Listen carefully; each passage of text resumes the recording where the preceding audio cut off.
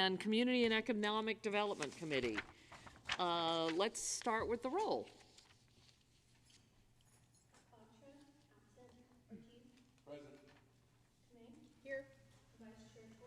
Present. Here. Great, thank you.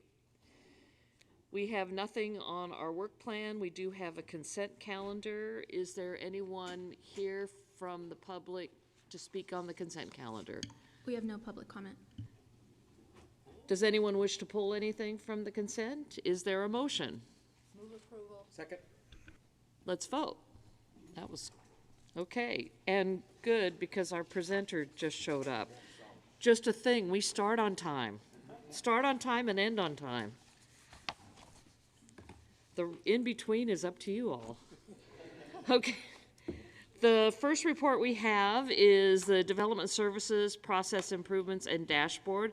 This is the semi-annual report, and I think Chris Burton is going to kick us off.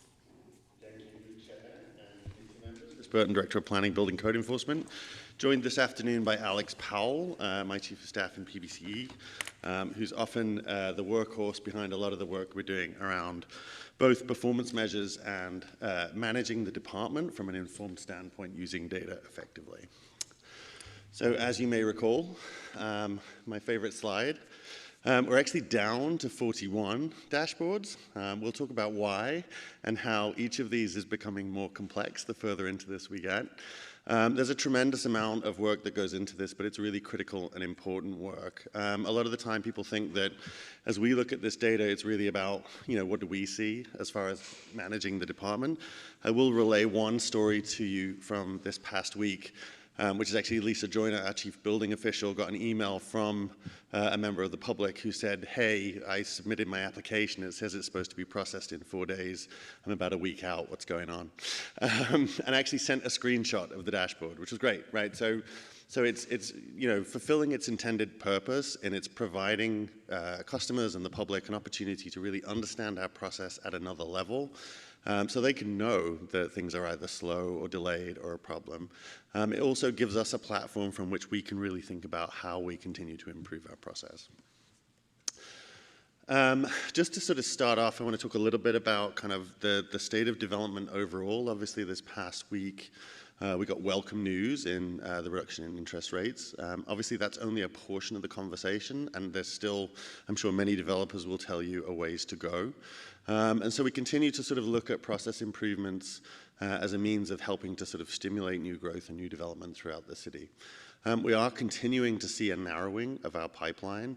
A lot of the sort of larger multifamily development projects that we've seen over the past 18 to 24 months have really been affordable. There's been a complete drop-off in market rate. Residential development, obviously commercial is very slow right now, but even sort of behind the scenes as we look at tenant improvements and those sorts of other pieces of business that we do, there's a challenge, right? So we're seeing declining activity. Within that, there's a sort of as people consider risk and opportunities and cost, there's a reduction in the scale of many projects that we see coming in right now.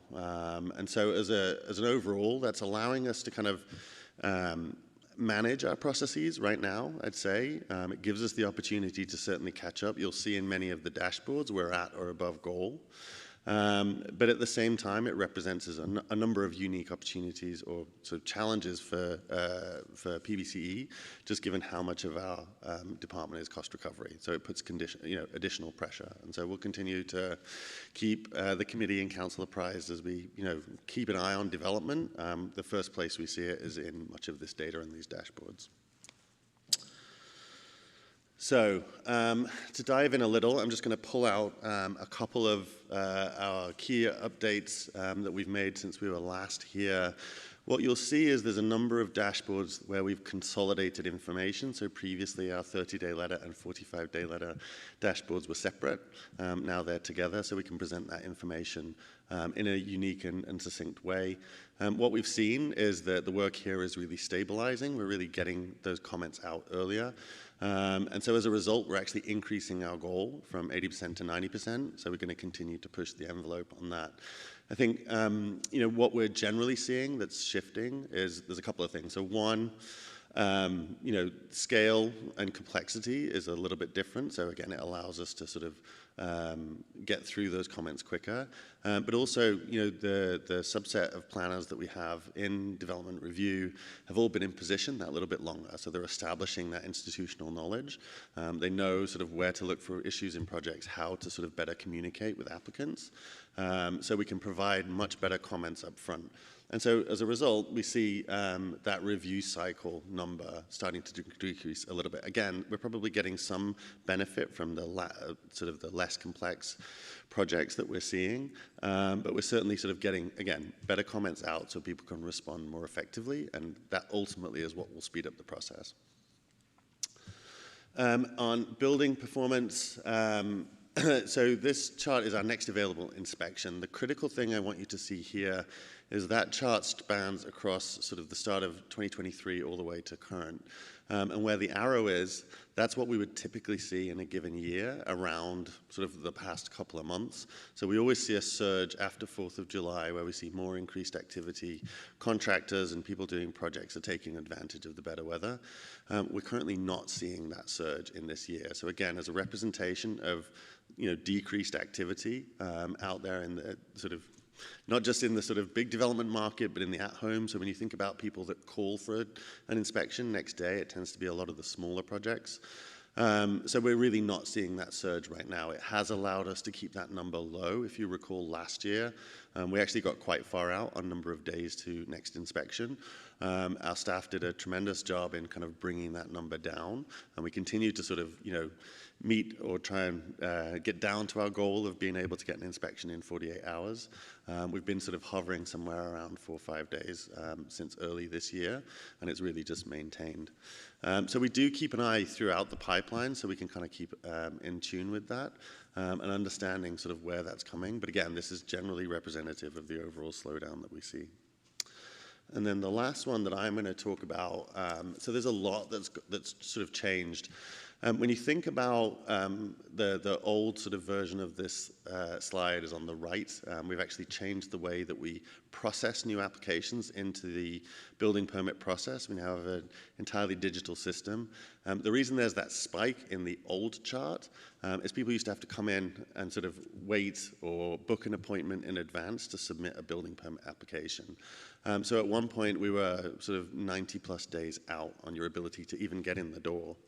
We've changed that system with the implementation of new technology where people can submit their permit whenever they want. So they go online, they submit the information, and then it's a case of our staff going through and verifying that information, processing the application, and getting it on file. So right now, we've gone from that old peak last year of sort of north of 70 days to where we're processing applications within roughly sort of 4.5 days from intake. So again, we've continued to sort of evolve the system, shift it to allow people to get their project moving so we can respond to it quicker and hopefully get them through that process. So not just looking at, there's a temptation always to look at, it's only our piece of the process that we own, right? When it's on our desk, we're responsible for that time. But if you can't get to our desk, that's a problem and it adds time to a project. So we're looking, more holistically to understand how we can continue to reduce that. So some of those are some of the key updates on specific dashboards. I'm going to hand it over to Alex, who's going to take you through some of the other changes that you'll see. Thanks, Chris. So I'm going to go back to sort of the operation or organization of this information. Chris talked about before that we're down to 91 dashboards. And so what I'll focus on is actually 41, excuse me. How do we simplify that even more? Yeah. I'd love that. We'll go impressive in a different direction. So maybe the hypothetical question, how could we get from 41 down to 1, potentially? And so what that is actually what we're looking at here. Our newest change is called the Customer Service Charter Index. I will say before we go into it, this has been most beneficial internally. It is very new. We're still figuring out how to use it. But the idea is, why don't you take every single one of those measures and make them relative to a goal? Each one of them has a goal. There's a little section that talks about what the goal for them and has a horizontal line that identifies it.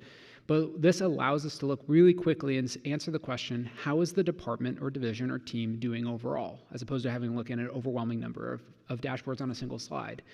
And so what this does is it normalizes all of those down to essentially to a score relative to 1. Anything above that would be exceeding goal, and below that would be under our goal. You can see the screenshot at the point in time that when we initially launched this, we had a score of 0.918, which would indicate that we are 8.2% below our goal.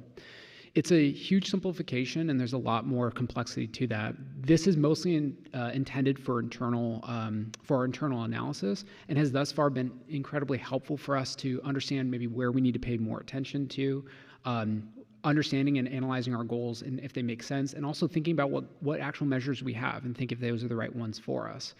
So this is a huge simplification of everything that we're looking at, but it gives us a really good sense of how are we doing overall, and where do we actually need to improve on.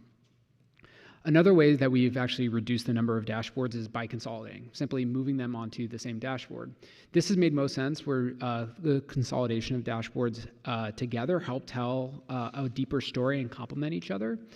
And so we've seen this in a few places. The example here on this slide is for code enforcement for their emergency priority and routine inspection. Previously, these were 3 different dashboards.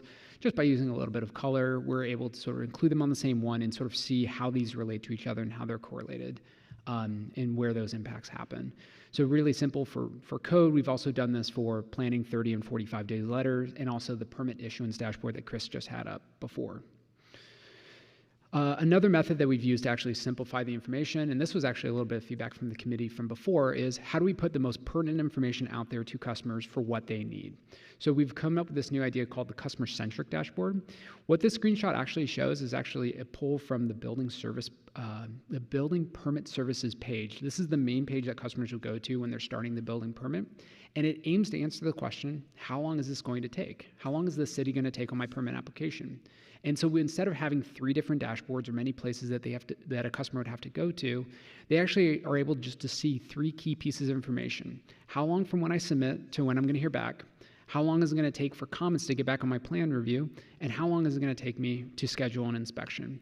Those are the 3 points, or generally the 3 points that customers have to wait for the city to get back to them on building permit applications. And so we're able to pull those and put them on that page so they're better able to manage their projects and know and have an understanding of what to expect when they're in process.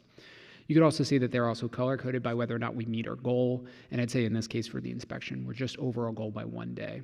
If we're over by several more days, it is helpful for them to know that they need to book out their inspections ahead of time so they know how long they can anticipate waiting before an inspection is available.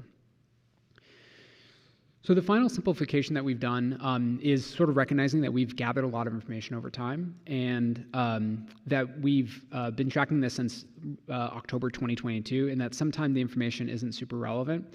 So in this example up on the screen, we have the number of projects with overdue project cycles. This is for our building plan review group. You could see back in late 2022, early 2023, we were near 400. And the team has done a great job. We've called this our dashboard of 2023, making huge strides and improvements to reduce that total backlog.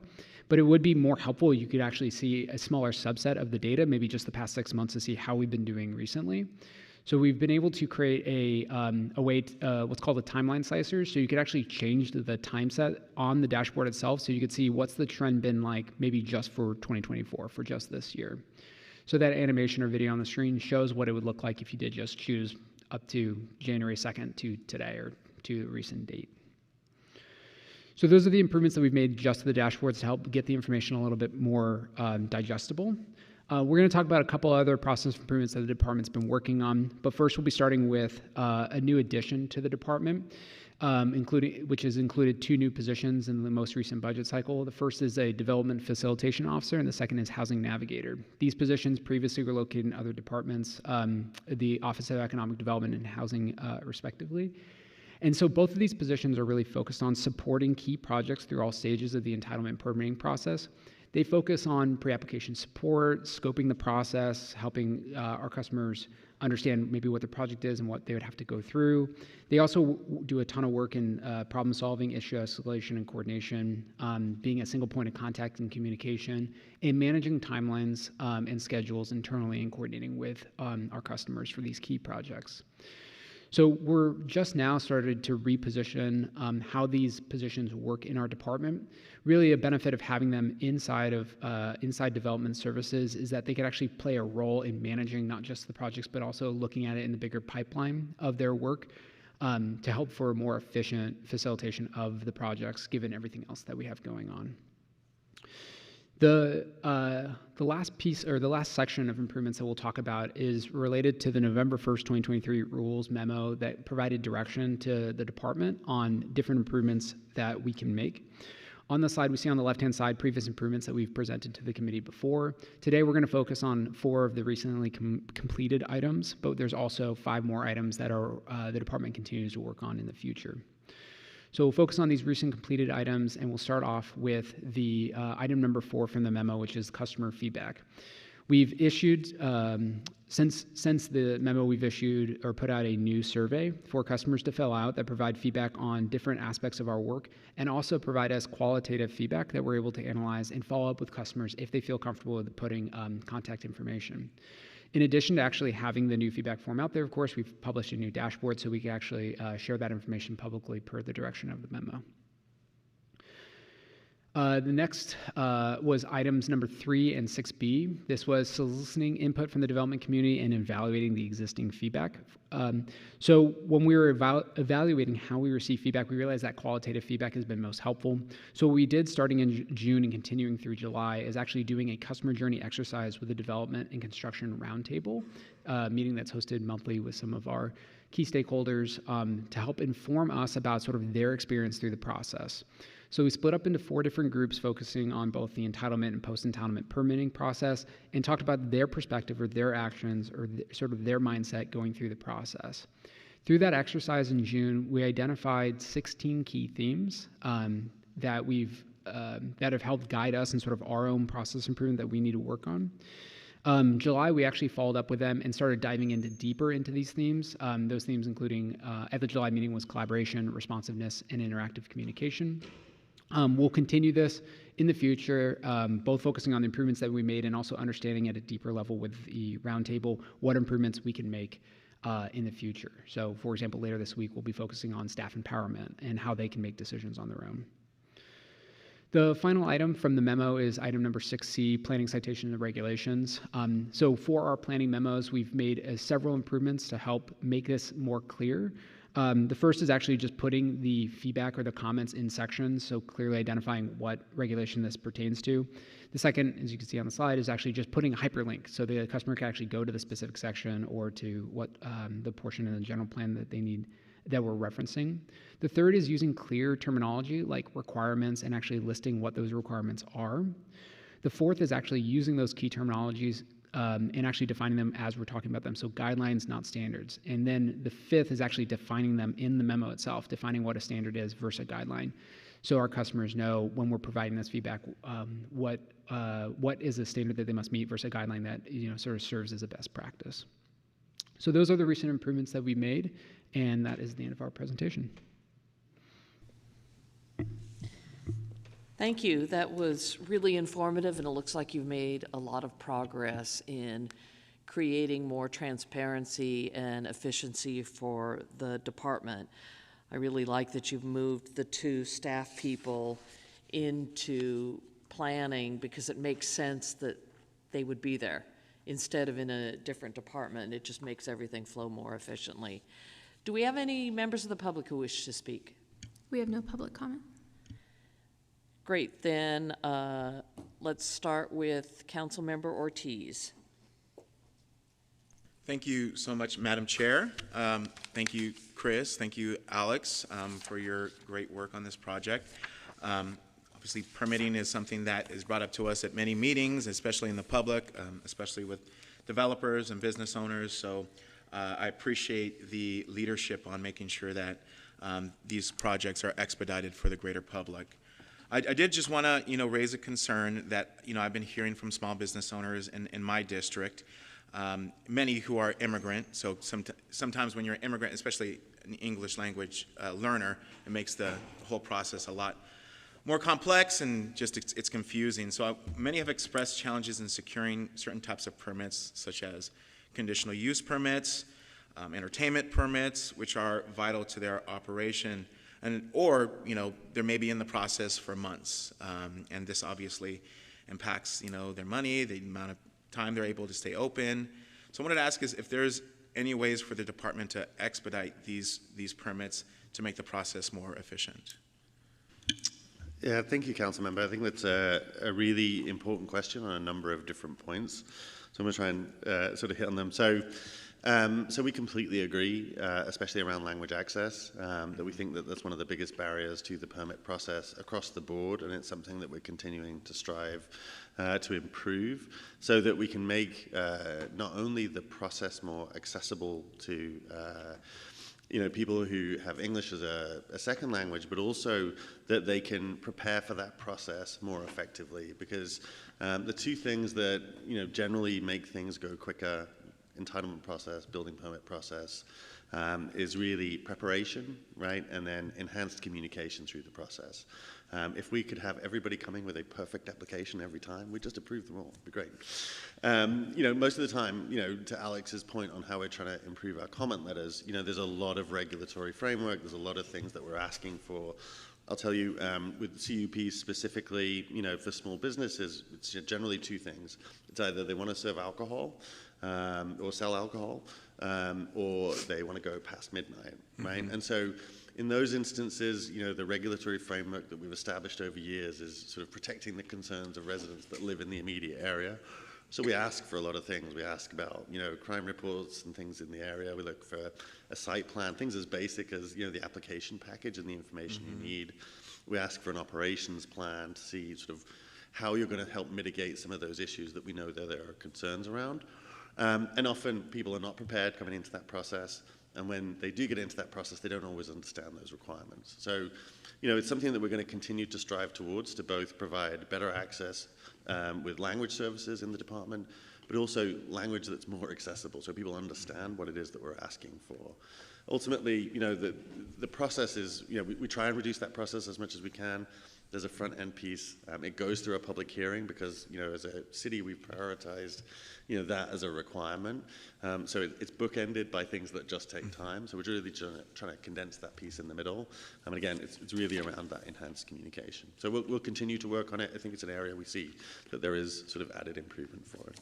No, I appreciate that, and I know you guys are doing the best that you can. I want to just communicate that there may be unintended consequences for this, robust processes where, immigrants may feel threatened. They may not have the money to pay for a consultant, right? All this, where it's almost like a system where you have to have money in order to get through these sort of processes. People are spending $40,000 to $100,000 on consultants and then just to submit the permits. So I'd hate for us to, get in a situation where, it's almost impossible for Latino or Vietnamese immigrants on the east side to meet the requirements. And I know, rules are the rules and policies are the policies, but we just got to be mindful of the conditions we're setting for the community.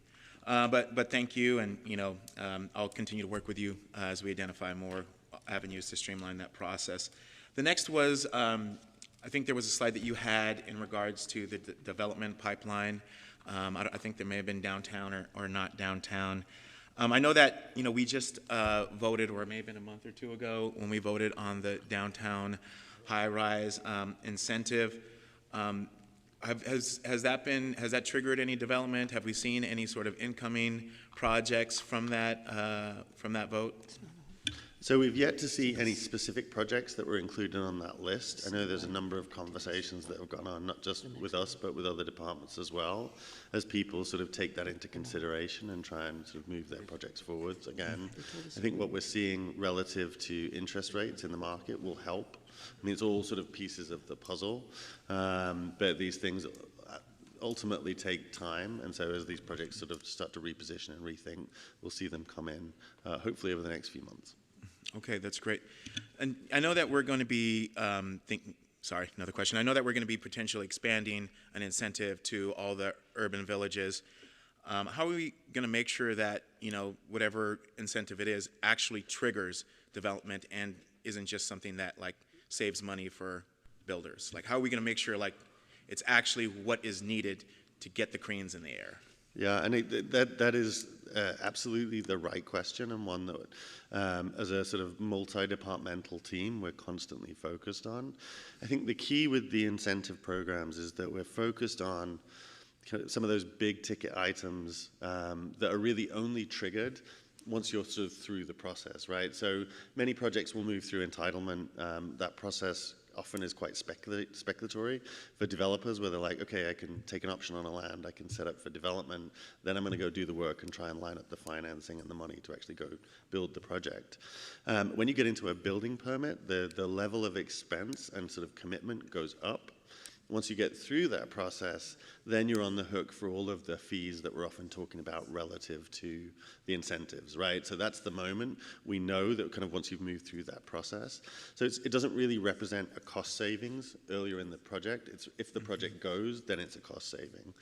As far as sort of impact, ultimately, I think the proof will be in what we see development-wise.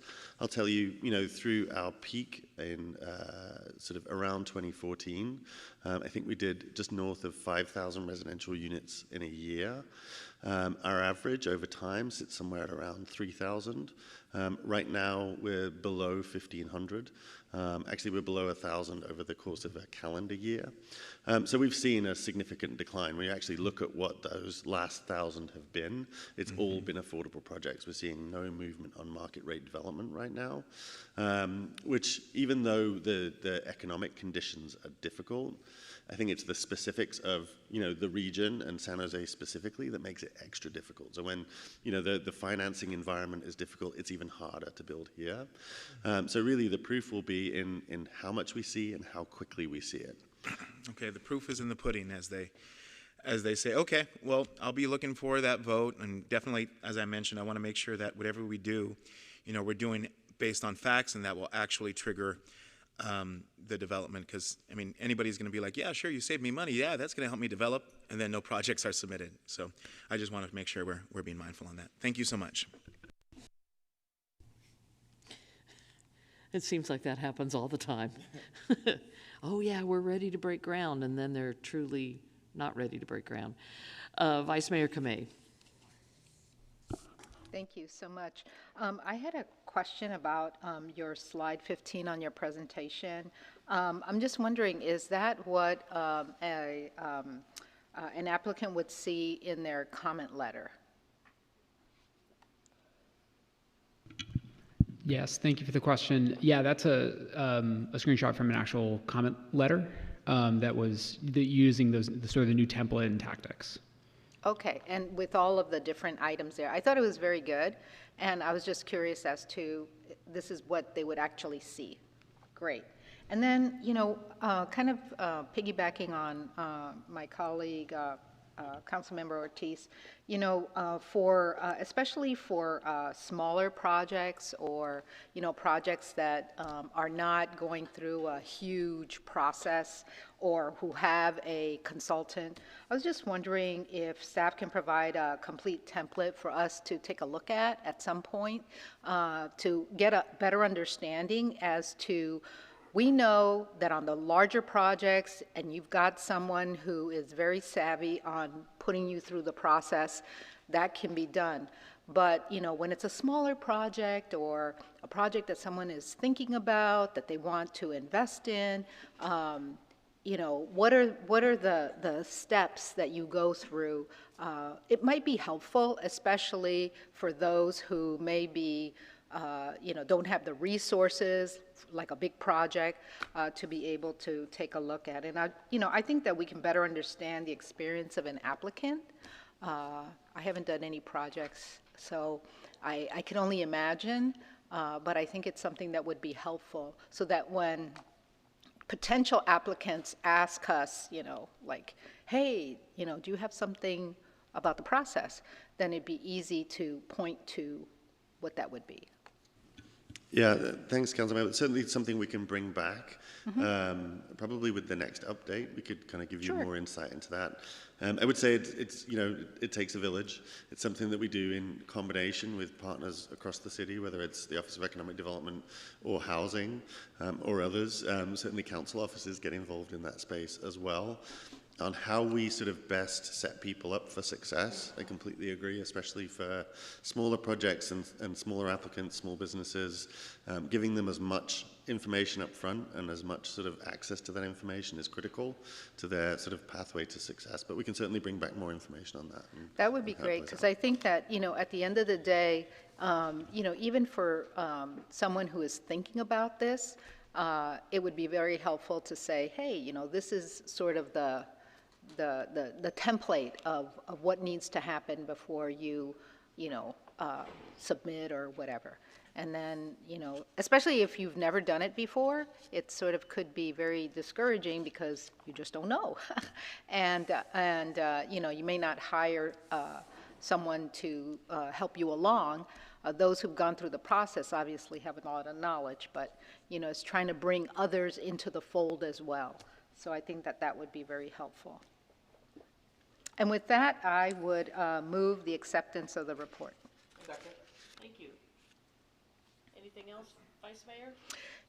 The other thing I was wondering is, I know that many of the points that were put, forward today are also as a result of the memorandum by Councilmember Jimenez and Davis, and I was just curious as to, how do you give them that information since this is not being cross-referenced to council? So I do provide updates to them both specifically through our monthly one-on-ones. Okay, great. So yeah, and we coordinate with the staff. Thank you. Well, thank you for your work. That's it. Thank you. Councilmember Torres. Great. Thank you so much for that presentation. Dashboards are very, very important because it holds us accountable, right, and helps us improve where we need to improve. I do have a question, and it kind of ties into the downtown high-rise incentive. I know that our developers had a major say in the downtown high-rise incentive, coupled with elected officials up here who supported it because it's really important to have cranes in the air and build housing, both affordable and market rate. It's important. So I'm a little bit disappointed to hear that we haven't broken ground on any of the projects on the list. So, but we could. That's all offline, obviously, amongst other things. So again, our developers do have a major say in our city, which is good. I think it's important, but we also need to make sure that we don't leave like small contractors behind. When I'm out in the community, I do hear from small contractors who strongly feel that we should get a little bit better when it comes to the development process in our city of San Jose. And of course, these are small contractors that are not going to hire consultants and lobbyists for hundreds of thousands of dollars. They do it themselves. So with that, I do have a question. Do we have like a roundtable, or we have a working group of small contractors when it comes to this process? So we do extend the developer and construction roundtable beyond just what you would think of as the sort of typical developer set. We actually get quite a number of smaller developers engaged through that process. It's typically folks that engage regularly with the city as opposed to just sort of a certain size or type of development. So that's definitely one avenue we use. Obviously, with regular customers, there's a lot more of those informal touches throughout the year in various different processes that we're working with them. So I would say that we do have connect into that world. Could it be better? I'm sure it could. I'm sure there's probably more we could do in that space. I think when we recently put together the yeah, wasn't there an event? Sorry, my brain's gone sideways. Best Prepared Designer Program. Yeah, That's the one. Got there in the end. Yeah. We use that as a platform to be able to go out to speak to a lot of smaller contractors that do regular work with the city and sort of use that as an engagement point where we could get them to come in and sort of have that conversation. So I do think those outlets exist. There's not always as much sort of focus and concentration around it. Great. Yeah, thank you so much, Councilmember Torres. I'm thinking also the city has just recently launched its Small Business Advisory Committee, and I know that's geared towards certain types of businesses, but if this is a topic that that committee would like to take on, and maybe we can do some sessions, workshops, deep dives, and that I think is would be a good avenue to do that.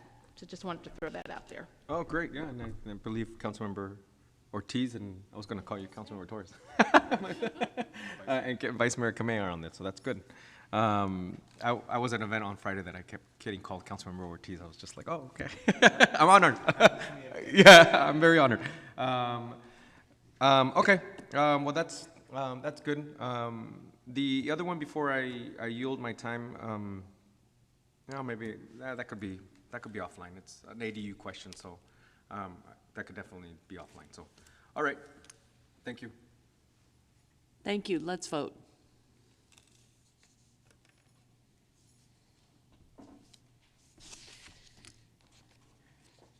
Thank you for that presentation. Chris, I think you're kicking off the next presentation, if I'm correct, which is the citywide planning. You and Jared and team.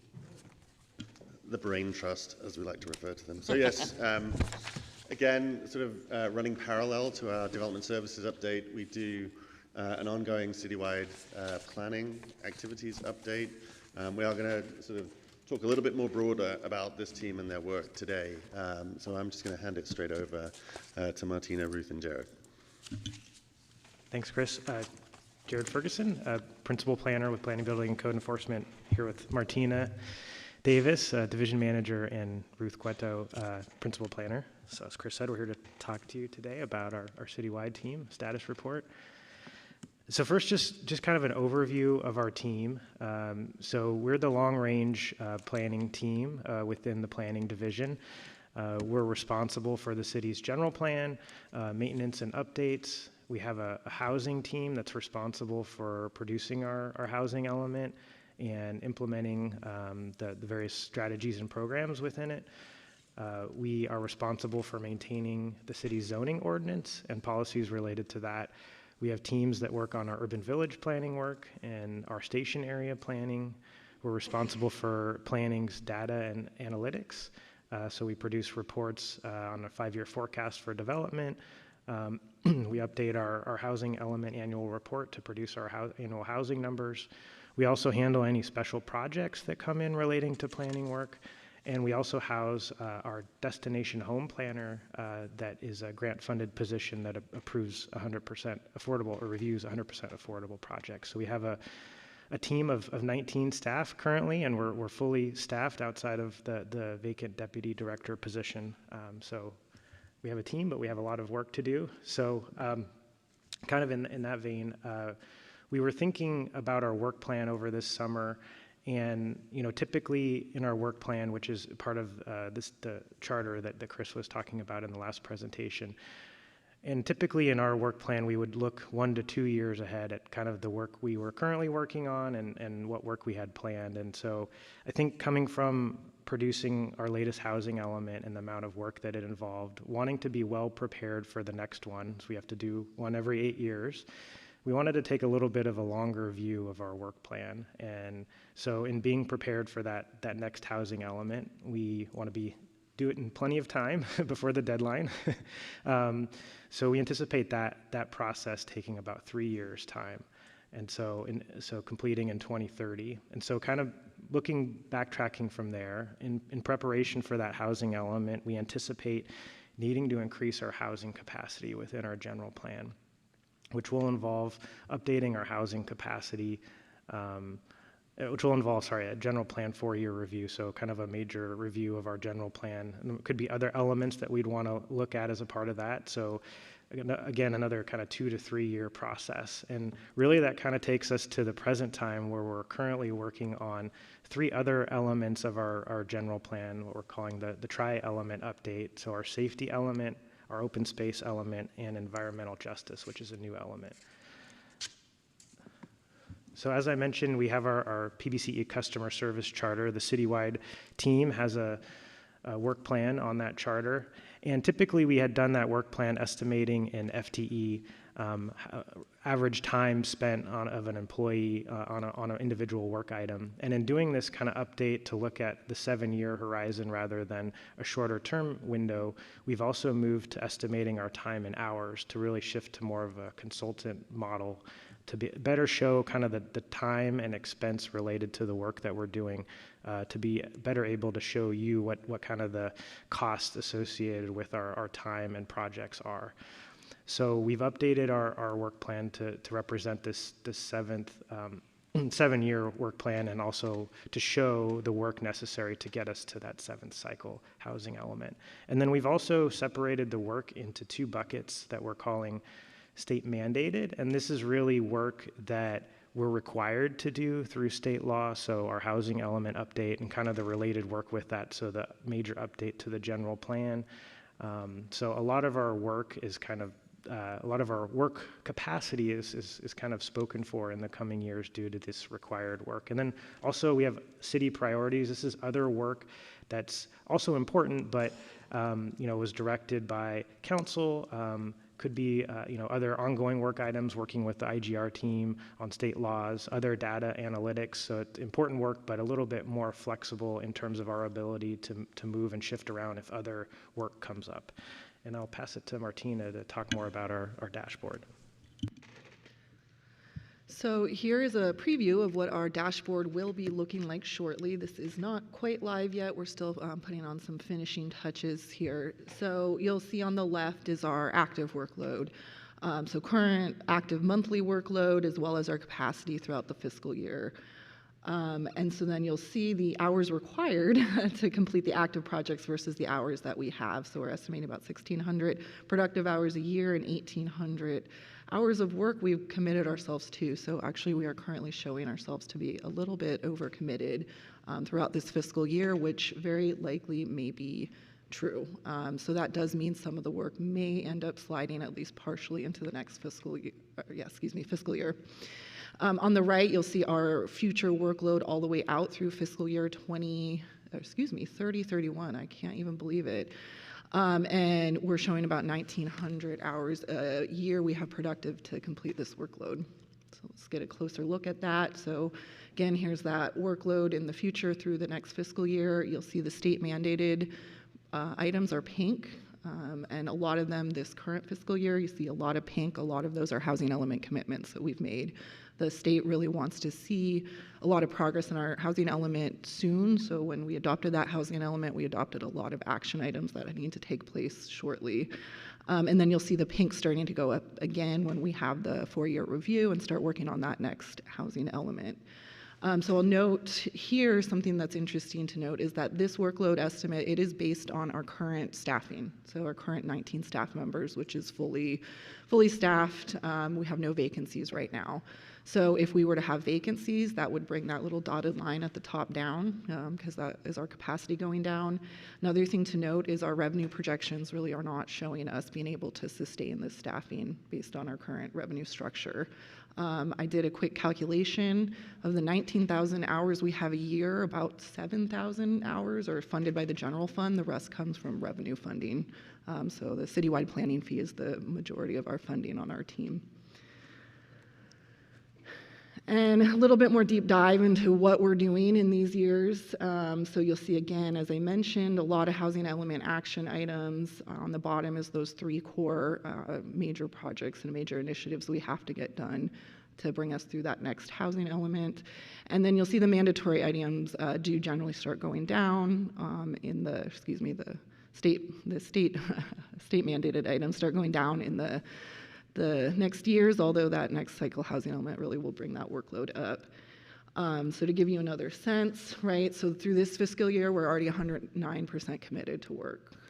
Next fiscal year, we're already 72% committed. Moving forward, seeing the out years, all the way even through 2930, we estimate we've already got our 54% of our workload is already committed to mostly these mandatory state mandated items. So again, another breakdown. I know there's definitely probably some items you're wondering when is it going to happen. So somewhat redundant, but you can see again this fiscal year it's 89% of our work is that state mandated. The work that is city priorities we're working on is the Billboard Policy 64 update, Pleasant Hills Guiding Principles, super graphics in preparation for the 2026 special event, Monterey Corridor study, and there's some more items, but those are some of the key ones through this fiscal year. Next fiscal year, priorities include, city priorities would be the smoke and vape shop zoning update, special event permitting, something we've committed to some time ago, aligning agriculture zoning with the county. So those are some examples of things we have coming up in the next fiscal year. Another thing to note is that, this is all based on what we know now, so things could change. One thing that's hanging out there is the Metropolitan Transportation Commission, MTC, will be tying a lot of future transit funding to compliance with the transit-oriented community strategy, which would require us to update the zoning around the city's 54 transit stations, among other things. So depending on how we decide, if and how we decide to tackle that, that could actually add pretty significant workload. So I just wanted to mention that as well. And then with that, let's get even more into detail. We'll give you an update for teams, and I'll get started. So on urban villages, we have 2 urban villages going right now. Saratoga, we began work getting our consultant on board in April. We were able to sign that contract and kind of officially kick it off with them in summer 2024. The next steps is we're planning some online engagement and community outreach, potentially a workshop in late October, early November. So that'll be our first kind of public event we have around the Saratoga Urban Village Plan. Something else exciting, we're working with the San Jose State class on that, so they'll be helping us out with some mapping and some other work, so we're really excited about that collaboration. Alum Rock East Urban Village, this is funded by a grant that has federal money, so we had to follow a federal procurement process to get our consultant on board, which has taken quite some time. We had put out that RFP in January. We had to reissue it. We've received a protest and an appeal, so October 8th on your council agenda, you'll see awarding that consultant for the Alum Rock East Urban Village. So this is east of 680. And then once we do that, we'll really kick off and get started on that project. Another housing element commitment that we've made that will be upcoming, so this would fall under the state mandated items, is we do need to review our urban village planning process, figure out how to streamline plans. So that's something we'll be kicking off this fall. Station area planning, we are finalizing that 5 Wounds Urban Village plan. The EIR is going to drive the timeline at this point, so we anticipate having that to council in spring 2025. We did complete our final workshop. We're working on kind of our final draft plans. We'll be doing some more targeted engagement with some community members on certain issues around that plan. But again, plan to have that done by spring 2025. And as I mentioned, the transit-oriented communities strategy, so we're looking at our 54 stations, determining what we would need to do to update those to be consistent with this strategy and what that might look like for our team and our workload and the city in general. And my last one before I finish, so ordinance and policy team, 2 ordinances that we've completed since we saw this committee last, I'm very proud of. First is we were the first city in the state to adopt ADUs for sale ordinance. That was adopted in June 2024. I will share we haven't yet received any applications for those, but we hope we will shortly. We talked to some developers during the outreach who are intending to use this, so we're expecting to see their applications hopefully soon. And then speaking about small businesses and permit complications they have, something else I'm proud of is we streamlined permitting for outdoor dining and other outdoor uses in June 2024. Restaurants tend to be small businesses. We took, if you're near residential, that permit from about $15,000 special use permit down to maybe a $4,000 staff level administrative permit if you want to do outdoor dining near residential. So we're very happy about that streamlining effort, and that was again adopted by council in June. And the ordinances we have underway, we are working on an update to the super graphics in anticipation of the 2026 special events. The super graphics provisions had expired, so we need to bring them back, and then we're going to freshen them up based on lessons learned from the last Super Bowl and college football playoffs. We are continuing on the Coyote Valley corridor study. We anticipate having that done next year. And then another project we're working on, it's way back in the 4-year review, we were asked to start working on updating and expanding SB 9. That's also a housing element commitment, so we are working on some standards, and we actually have a virtual community meeting tonight on that if anyone is interested.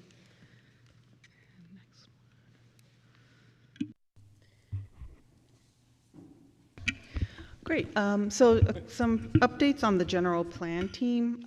Since we last met in March, the City Council did adopt the final general plan amendments for the mobile home park redesignation and preservation protection project.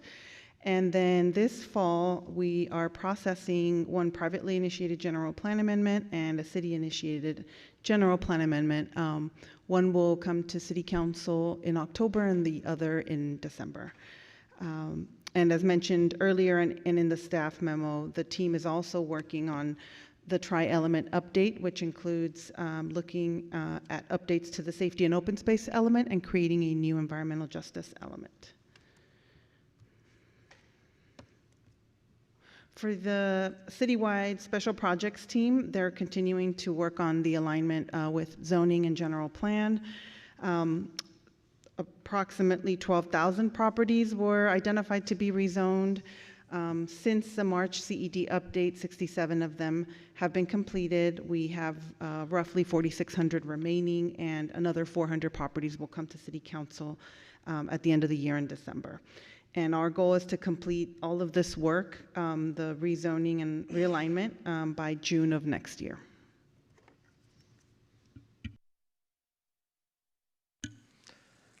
So for housing, we have a fully staffed team now to work on our housing element implementation and housing policy. On the Citywide team, we have a supervising planner as well as two planners on the team. Our housing element was certified by HCD in January. We had our first housing element annual progress report related to that housing element, and also our housing catalyst team work plan update in March, with that progress report being submitted to HCD in April. We've had a number of affordable housing projects processed through our destination home planner. So looking forward, we have a number of work items related to our housing element implementation coming up. First, a big one is our city streamline ministerial approval ordinance. So this will really speed up the entitlement process for multifamily housing. We're continuing to work on our development fee framework. We're working on creating a new council policy that would implement kind of the concepts of the fee framework. We're working on producing a new housing production dashboard. So this would really be kind of a more live, real-time housing numbers dashboard that would be the numbers that would go into our housing element annual report. We're working also on what we're calling our North San Jose Housing Overlays 2.0. So as part of our housing element, we created two new housing overlays in the North San Jose area, and we added a number of sites to those overlays. We're looking at the potential for some new sites to add to kind of create some other housing opportunities there potentially. And then we're also, we completed some updates on our zoning ordinance around emergency shelters. There's some additional kind of phase 2 work that we're looking to do as a part of that coming up. And then just some of our other citywide work. So we're working on a neighborhood business district overlay.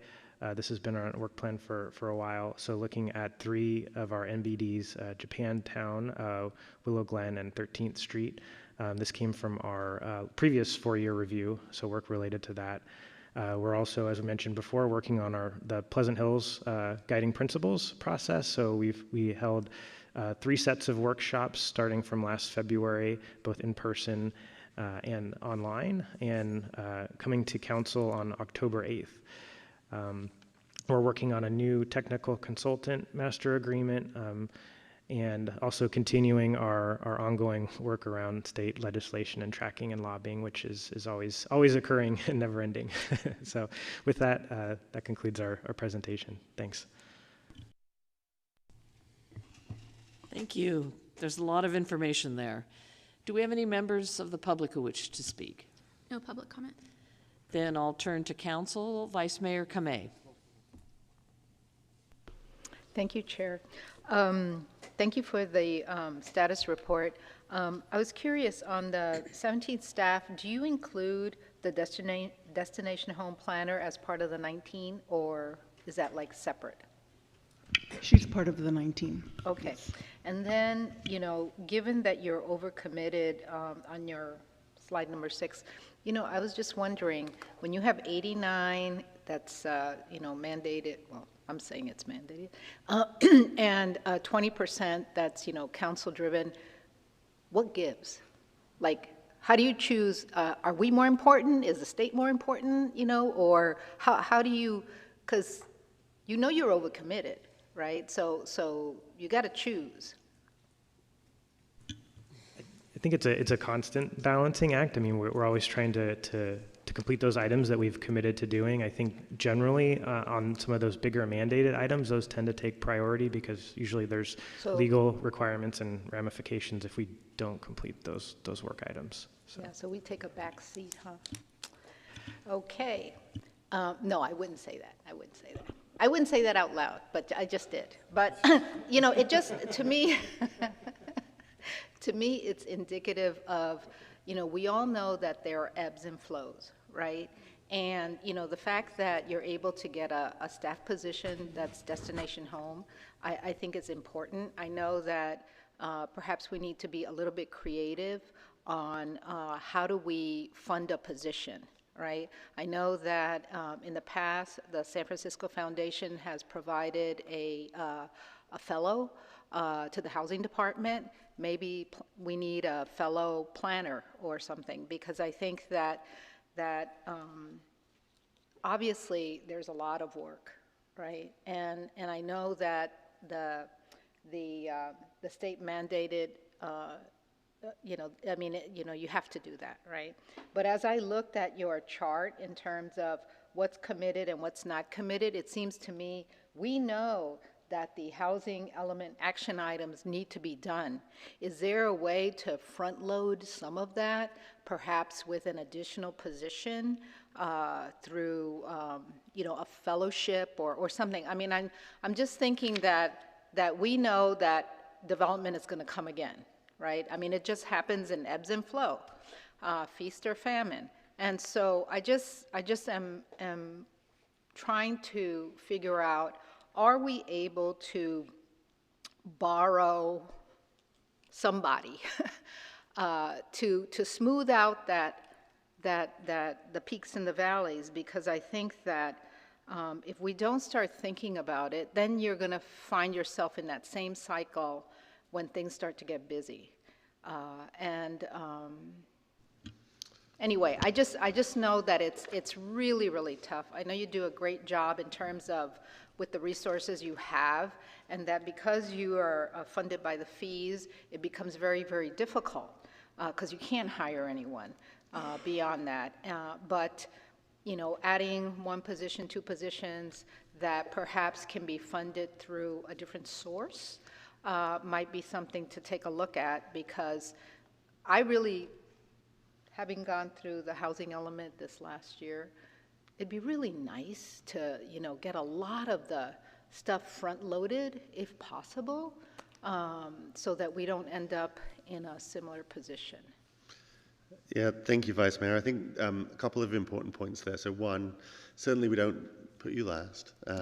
No, but you know, I think it's a discussion that we need to have, in that if we really think that it's whatever it is, that 20%, a higher priority, that we want to invest in that, then we should say so, right? I mean, I think that it's a choice. It's a choice that we can make, right? We, you know, majority can say no, but I think that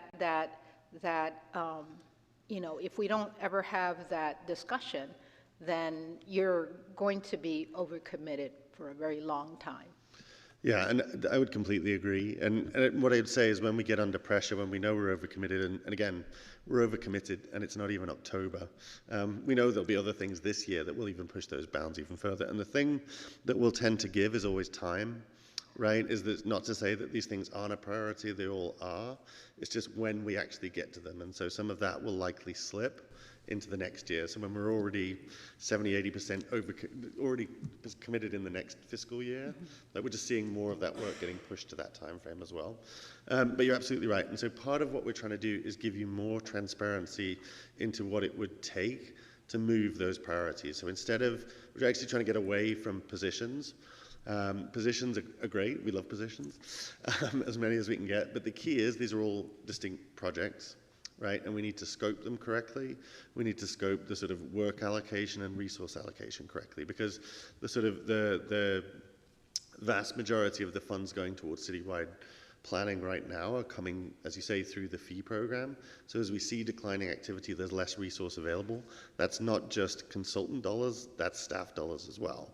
So there's a balancing act going on in the background where we're trying to have to figure out in out years how we're going to maintain a level of service. And so the intent is to give you sort of project scopes that say it's this many hours, right? Which is, you know, it takes this many people, or we can use a fellow, or we can use peak staffing, and it has this cost to it. So that coming into these discussions, you have a better sense of how we can resource, you know, different projects in different ways to meet that need. But we completely agree. Yeah, I was looking at the number of hours that you're requiring in future years, and I'm thinking, oh my gosh, that's a lot of hours. And you know, I think that it's all important work. I agree, but I also think that if we, as a council, decide that it is in fact a priority and trying to figure out, you know, what we want done, then, you know, I like the transparency, so thank you for that. With that, I will accept the report, the semi-annual report, and yes, thank you to the whole team. Great, we have a first and second. Just a comment, we are responsible, we the council, all 11 of us when we're up here, are responsible for adding to your workload. So I really appreciate the conversion from FTE to hours, and would find it really useful when a project comes through or a memo comes through rules and it's analyzed for your ability to complete it, to know how many hours, what that's going to do to the 109%. Because as you pointed out, Chris, 109% is today. We're September. We're, what, 2 months into the fiscal year? Well, you can't count. We're all off on July. I know you're not all off, but I mean, we're 3 months in and you're overcommitted for the rest of the year, and you know there's going to be a lot of things come in that we're going to want done, and you are not going to have the staffing to do it or the staff hours. So every time we make a decision as a council, we need to be mindful that we're adding to the workload, not just with your department, with everyone else. So I'd love to see every other department look at the hours, staff hours needed, and not the FTEs, because I think it's really a brilliant way of looking at things. Okay, that's enough for me for now. Councilmember Ortiz. Thank you, staff, for a great presentation, very in-depth discussion.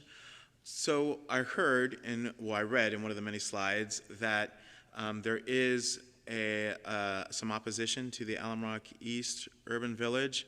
Do we have detail? Oh, I thought I read that, or? Yeah, so it's the consultant contract. One of the non-winning bidders has protested that they did not win the bid for that consultant Okay, work. I thought maybe like a neighbor or something like Yeah, that. Okay, we're not there yet. All right. Hopefully that will not happen. No, Okay. it's an appeal from the consultant. Okay, thank you so much. That was it? I'm sorry. Councilmember Torres. Hello, good afternoon. Always good to see you, Ruth, and everybody else up there. I'm calling out Ruth. I've known her since I was a teenager, so I can say hello. Hi, Ruth. So she was a teenager too? Yes, she was actually, yes. Sure, you say that. Yes. So I have a couple of questions. They're a little bit all over the place. One of them is, I know that all your work is super important, and prioritizing economic development is one of them, one of many, right? Obviously, we also have our OED, but planning and building is important as well. I just have a question for the streamlined permitting for outdoor dining and other outdoor uses. That priority is only for public spaces, not private lots or private property, right? If you're talking the one that was completed, well, actually both. So we only do private property, so that would be private property. Oh, so this one, the streamlining one is for private property? Yes, so parking lot conversions, that kind of thing. Oh, Yeah. good. Yep.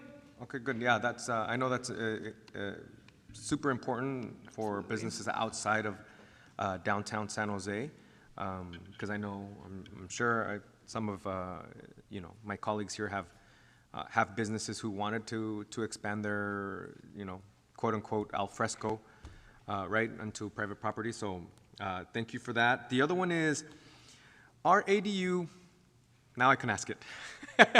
Our ADU amnesty program is officially over, right? So it was actually put on pause through the pandemic, so we're actually working on bringing that back right now. There's some applications that were sort of in the pipeline for that, so we're just sort of working through that process to understand what it looks like for next steps. Awesome. So it's eventually, it's hopefully going to come back, and I think hopefully it's going to help us. One, where I think that program is very, very important because it actually helped us build a lot of housing, right? Although it's not the big, beautiful buildings that we would love to see. It is housing in the back of someone's home or back of someone's duplex. So, and my follow-up question to that is, I hope we're able to bring that back because I'm assuming with the new law that the state just passed and then we supported, where it allows ADUs to be sold as property. I'm sure property taxes they're gonna pay property taxes on this property, right? Yes, that's correct. Okay, good. And then I did see. So my last question is. I know I saw it here somewhere. I'm sorry about that. But vape and the vaping. Oh man, I can't find it. You know what I'm probably gonna ask. When it comes to smoke shops and vaping, I know that a couple months ago or a few months back, Councilmember Ortiz passed a memo, helped get a memo passed that created a moratorium on smoke shops and vape shops. However, it's a little bit hard to manage because a lot of these smoke shops and vape shops open up as quote unquote like grocery stores or retail stores or gift shops, right?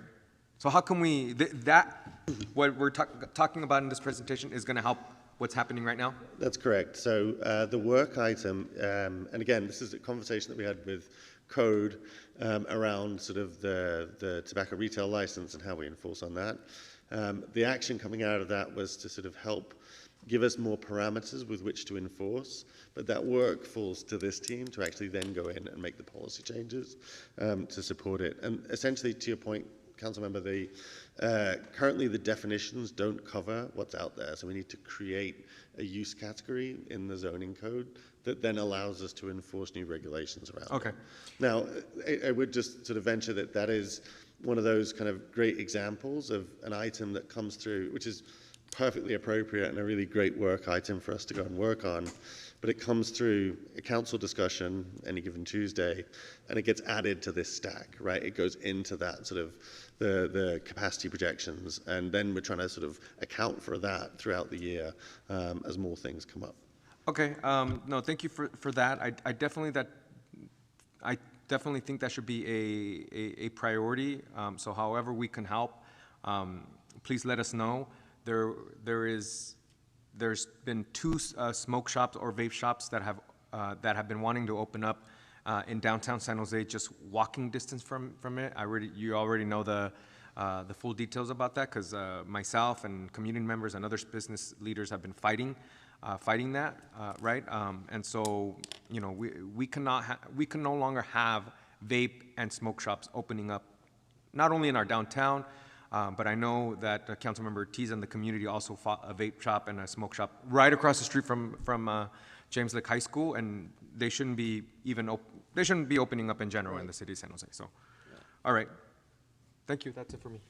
Okay, thank you. Vice Mayor Kamei. Sorry, I forgot to thank you for all of the work on the urban villages. You know, I wanted to mention, since Councilmember Ortiz, the Alum Rock East Urban Village is coming up. I'm having a lot of success with having the graduate students of the Urban and Regional Planning Department of San Jose State do a lot of community outreach.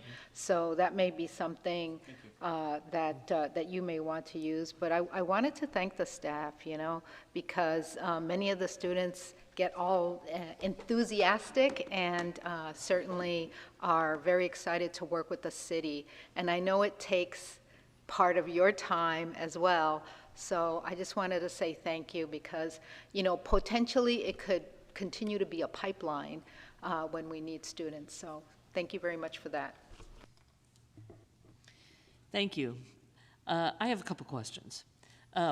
One thing, thank you for bringing up the ADU amnesty program. I didn't know what had happened with that, but what that will really do is create legal units and convert them from illegal units to make them more legal and to code and safer for the occupants. So that will be great when we bring that back, so I look forward to that. A couple of things. I noticed in the memo that the memo talked about completing urban village plans. Is that all of the urban village plans, or is it just the couple that you highlighted in the presentation? And if not, why not? And what do we do to complete all of the urban villages? So the workload assumptions actually do assume that we're going to continue to work on urban villages through, you know, at least 2030, 2031. So that is built into the workload assumptions. Right now, we're assuming 2 to 3 a year. But again, part of that process of reevaluating the process is seeing, can we streamline them? How do we get more done? So ideally, we could get them all done by that timeline. But we do build into that workload assumption continued work on the urban villages throughout this entire projection period. Okay, I suppose that assumes that when the general plan task force meets to look at revisions, that they might look at revising the need for urban villages, or that might be something on their agenda. Which brings me to the next question. In the memo, it talked about the general plan update, which happens every 4 years. Are we looking at starting that again? What's our timing for that? So the next general plan 4-year review will begin, I think right now we're looking at spring 2026. And because we recently adopted the housing element and we're in the middle of working on the tri-element update, we sort of see that as the current general plan 4-year review. Once that tri-element update is completed in 2026, then it'll give the staff capacity to start the 4-year review. Having sat on the last 4-year review that took longer than the 1 year because of COVID and a lot of other reasons, it's a lot of work. So I can appreciate that we're not in a big rush to revisit it, particularly if the housing element and other decisions we make move the general plan, because there's revisions to the general plan yearly, effectively. One other thing I don't want to take off our radar, and that is 2026. We have the Super Bowl, and we have FIFA coming, and I know there may be things that require ordinances that need to be presented to City Council. So I would encourage you to pursue those ordinances that would come from your department sooner than later and closer to the first quarter of 2025, because any businesses or any funders, any endowments, anyone who's going to come in and help benefit or revitalize downtown San Jose will want to know pretty soon whether they're going to be able to do that. So I just want to encourage you to always keep 2026 at top of mind, and I'm channeling Councilmember Dev Davis because she's not on this committee, and I promised her I'd bring it up every chance I get. So with that, that's the end of my questions and my thoughts. Thank you for the presentation. It was really informative. Let's vote. Chair Foley? Yes. My apologies for stepping in, but I know that perhaps there may have been discussions about potentially cross-referencing this item to the full council. And before you vote, I just want to make sure that you consider that if you chose to. Would someone like to add that to their motion? Okay. I do have a question, though. I'm sorry. Real quick. Before we vote, I have a question before the Vice Mayor does that. I think, because it's a little bit echoey here, Chris, if we cross-reference this, I think you mentioned something that we have to submit a memo or for the vape shops and the smoke shops, no? Well, so No, that's different. That's a good question. So I think the opportunity to sort of prioritize within that sort of city priorities basis would require sort of full council to say this, not that. So if this item gets cross-referenced to full council, it would give us the space to have that conversation and say, hey, look, we want to put this priority above other things that are on the list. Alrighty. Yes, that's music to my ears. So, okay. Yeah, you want to go ahead and do that? Sure. Okay, and then I seconded it, so yes. Should we officially say it, though? No, you did. We've got you. Okay. All right. All right. We've got you. Okay. So we're approving the item and cross-referencing it to council.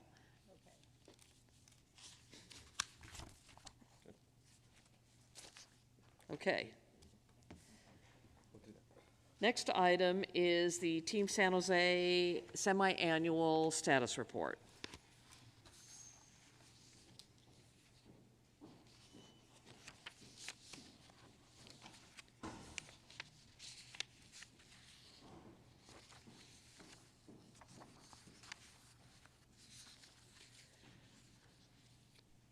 Welcome.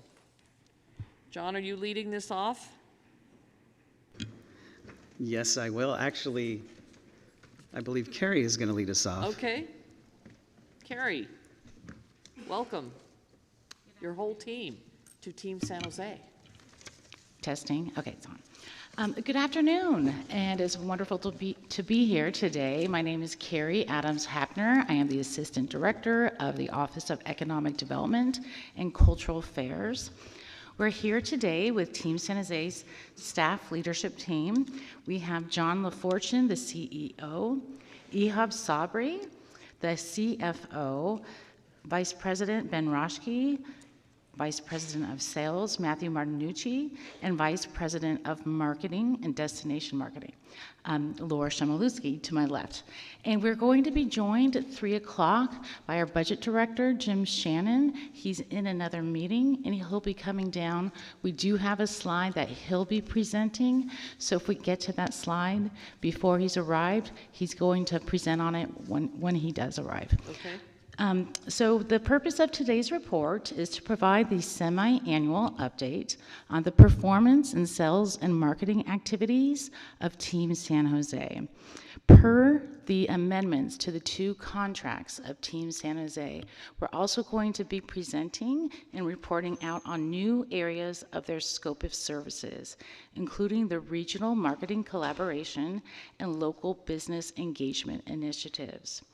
And it's important to note that they're going to be reporting out on their performance for fiscal year 23-24, but it is not the audited version, so we will be coming back to you through the auditor's office with the audit of Team San Jose's performance for last fiscal year at your November meeting. And so with that, I'm very pleased to hand it over to Team San Jose to take it away. Thank you very much, Carrie, and good afternoon to everybody. We have a very positive report to show you today. It's a lot of information, so we'll try to get through it quickly, but a very good report overall. And as Carrie mentioned, there are 2 amendments to our contract that we had back in June. One was a collaborative marketing initiative, and that contract basically states Team San Jose will meet and coordinate with marketing stakeholders to coordinate destination, regional, and local marketing efforts.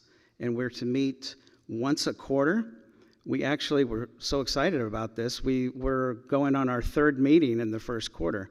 And that meeting consists of the mayor's office, D3's office, OED, OCA, SJDA, with the Downtown Association, SJC, Airport, and SJSU.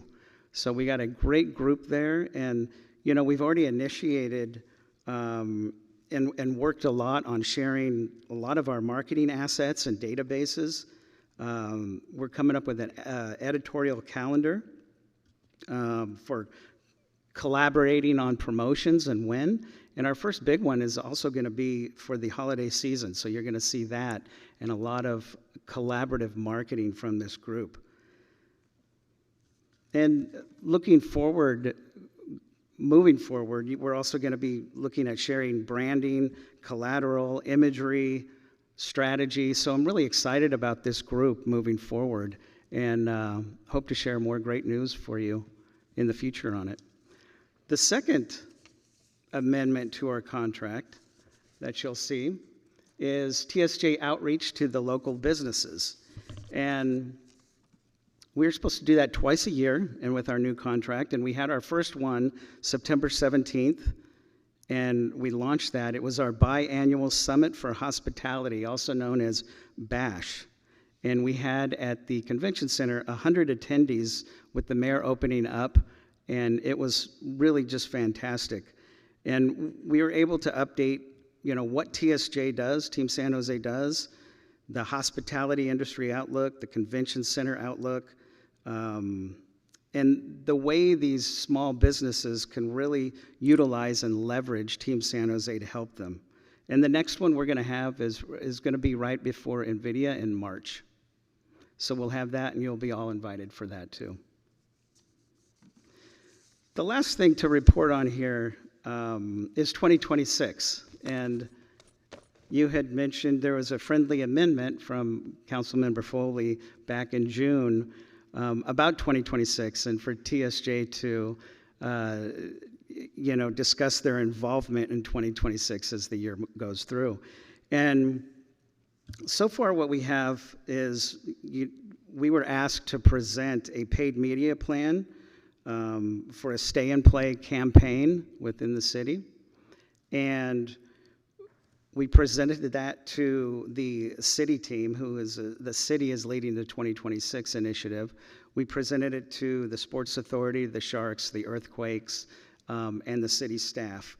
And we presented that, and we're kind of moving through that and how we can change it and how we could to better work with it. But it's moving along, and next October, CEDC, is when the city is going to discuss 2026 and what they've done so far with that committee. So they will be doing that.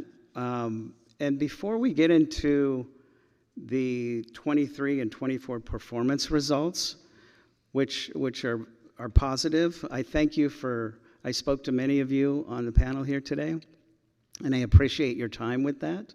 And to further understand kind of the linkage between our performance measures and our goals to the results of the city funds, I think Jim is here, and he actually has a slide.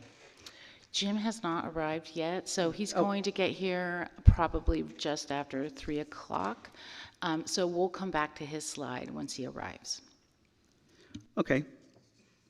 So we'll get Jim to present that slide. So the next slide would be our performance measures. And Ehab, our CFO, is going to discuss that. Thank you, John. Good afternoon. So looking at the slide, I'm going to go straight to line number 5, which is gross operating results. as John mentioned earlier, he probably touched base with some of you or all of you about the overage of $4.1 million, 369% of budget. So the overage in gross operating results are basically predominantly because of one great large event we had for NVIDIA. And they basically tripled sized the revenue that we budgeted for. And in addition to that, we had also a couple of short-term opportunity business that also contributed to $1 million in gross operating results. So basically, we submit the budget in January of each year, and the event basically took place 15 months after, which basically, it was good news for us that they actually increased their spend. And we kind of have this kind of situation with other events as well. So we have an event in October next month, for instance, that we have about 4,300 attendees. And we got a message from the client last week that they're increasing the attendees by 1,100. So that's 600K additional revenue. So basically, we don't look at the budget, we just accept it and accommodate the clients. So that's exactly what happens with situations like that with NVIDIA. But NVIDIA basically came over and above really our expectations. So that's where we're coming from. And as John said, this is really positive news and results for us. And also, in addition to that, and I was hoping that Jim would be here. So that overage actually helped us balance the budget for fiscal year 24-25. So that was really great news for us as well. And then we have also some information about the future hotel room nights, which Matthew is going to cover. Good afternoon, everybody. It's always good to be with you. Ehab mentioned how early we start submitting the budget, and the market is very, very fluid. You can imagine that sometimes our groups take a few years to negotiate, so we give it our best projection when we start estimating where we will finish. In this case, we were 9% above the target. Part of that is from unexpected rooms from FIFA and from the Super Bowl that we had good reason to believe in the beginning of the year that they would not be signing, but it's a good thing that they moved forward. Good afternoon, everyone. And I'm just going to touch on the last major variance that you see up there on the top line, which is the estimated direct visitor spending. As a reminder, that's the spending that all the attendees that go to events in our facilities have out in the community, hotels, restaurants, bars, et cetera. And a lot of what Ehab said that can drive those changes and variances that we see in gross operating results apply there too. He mentioned the group next month bringing in an extra 1,100 attendees. As you can imagine, that has a huge impact on the spending that they're going to have in the community as well. And so our variance, while significant, was driven largely by the tripling of the attendance base in NVIDIA, plus we had several short-term in the year for the year opportunities that booked that really helped to drive that, that attendance up. On one other contract change that we had was everybody asked for a little more insight into how that estimated visitor impact split between the convention center and the theaters. And so this is new for us. We'll be sort of delineating how those two split out. Last year, our theaters continued to see great growth. We're now, for the second year, beating pre-pandemic attendance and spending in the theaters. It sort of shows the pattern of the experience economy and people really wanting to get back out and experience nightlife. The theaters are doing really well. And then, of course, as we explained with a lot of the growth around NVIDIA in particular, but other groups, we saw significant growth in the impact from the convention facilities with a 52% growth year over year. In looking at our current sales environment, this is actually a very positive story. On previous visits, we have talked about the reduction of downtown inventory and how that has affected the size of the groups that we can attract to the city. So we have pivoted significantly in the demographic for the groups that we're booking. And if you look at this pie chart, you can see that there's a significant amount of sports room nights, and that's not just the large events that we're all familiar with, but youth sports, which is really great business, and they're very reliable. Also high tech, within the tech industry, it's very volatile, but AI is certainly where the growth is, and we are working very hard there to secure groups with that, and also biosciences. And then we have associations which have always been part of our mix, but they are a growing part of the mix, particularly the state associations who for pre-pandemic years couldn't get into San Jose because they were priced out of the market. We're now, as best as we can, we're securing long-term agreements with those associations to let them know they have a place here, even when business is fully back to where we would all like it to be. On the left side of that slide, you'll see we've talked about our sales efforts, and we are doing more customer events than we have ever done. We're traveling more. We're planning around even Cirque du Soleil or any special event that comes to the city. We're building a small customer event around it. And our lead volume is up 21% year over year because of those efforts. And you can see the room nights associated with those leads are up 23%. So those are very positive trends, and we're going to continue to do everything we can to bring the best business possible to the city. This slide, just to remind everyone, not that anyone would forget, but we do have challenges in the local economy, of course. Last month, there were some very high-profile layoffs announced by a very large company.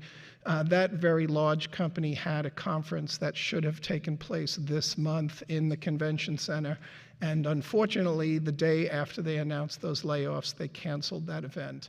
So there are many positive things happening, but we all were very well reminded that it is not stable yet. We've already talked about the downtown hotel room, how that constrains us with the larger groups. But we're confident that what we're doing is moving us forward, and we're excited about that.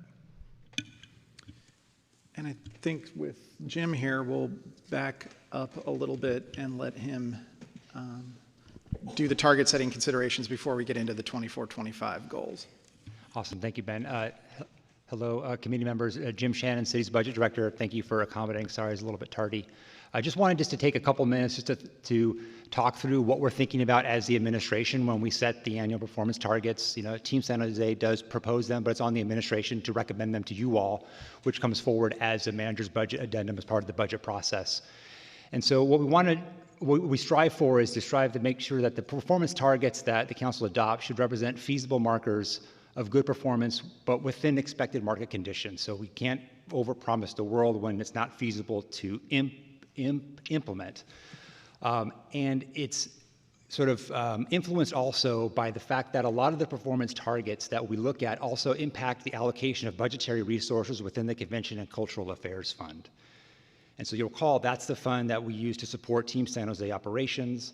That is funded in part by the TOT that's received in the TOT fund. It gets transferred over. And that has been sort of a dwindling revenue source in post-pandemic times. And so the resources that are available there within fund, we call it Fund 536, that's the number of it, but the Convention and Cultural Affairs Fund is very limited.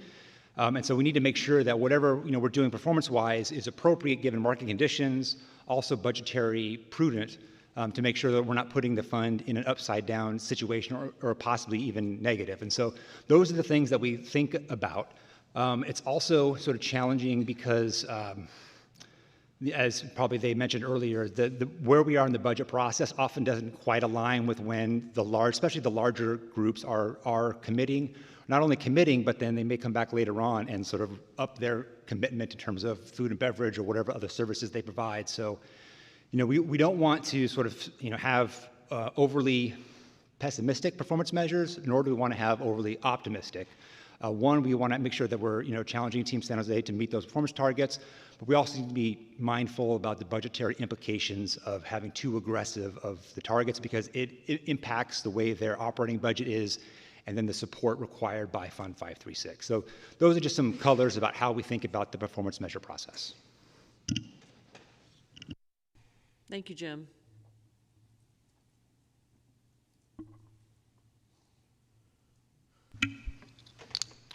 Thank you, Jim.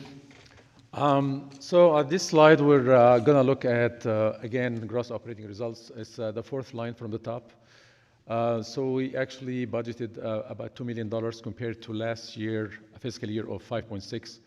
So again, when we did the budget in January 2024, we did not have NVIDIA actually sign the contract with us, and they finally committed in July. So we basically, budgeting methodology is we allocate some pickup numbers basically for budget, either for NVIDIA or any other group. So we actually have commitment from NVIDIA in July. However, we don't know the specifics of the potential revenue. So heads up, maybe we're going to have a similar situation, which will be great for the city, as Jim mentioned earlier. So like when we did the budget also, we didn't want to overcommit because we're not really sure if NVIDIA is going to sign with us or not.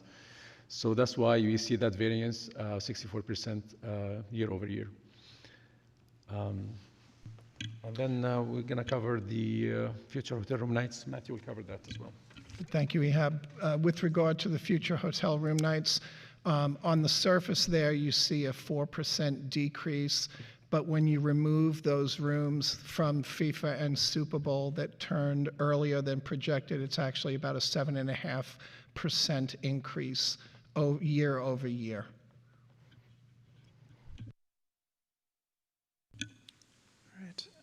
Just want to share some very high-level trends that we're seeing as part of our report too.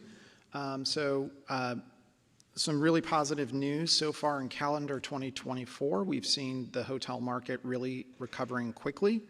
In fact, for the calendar year, our revenue per available room, which is a metric that looks at the overall health of the market, is up 14% compared to the last year.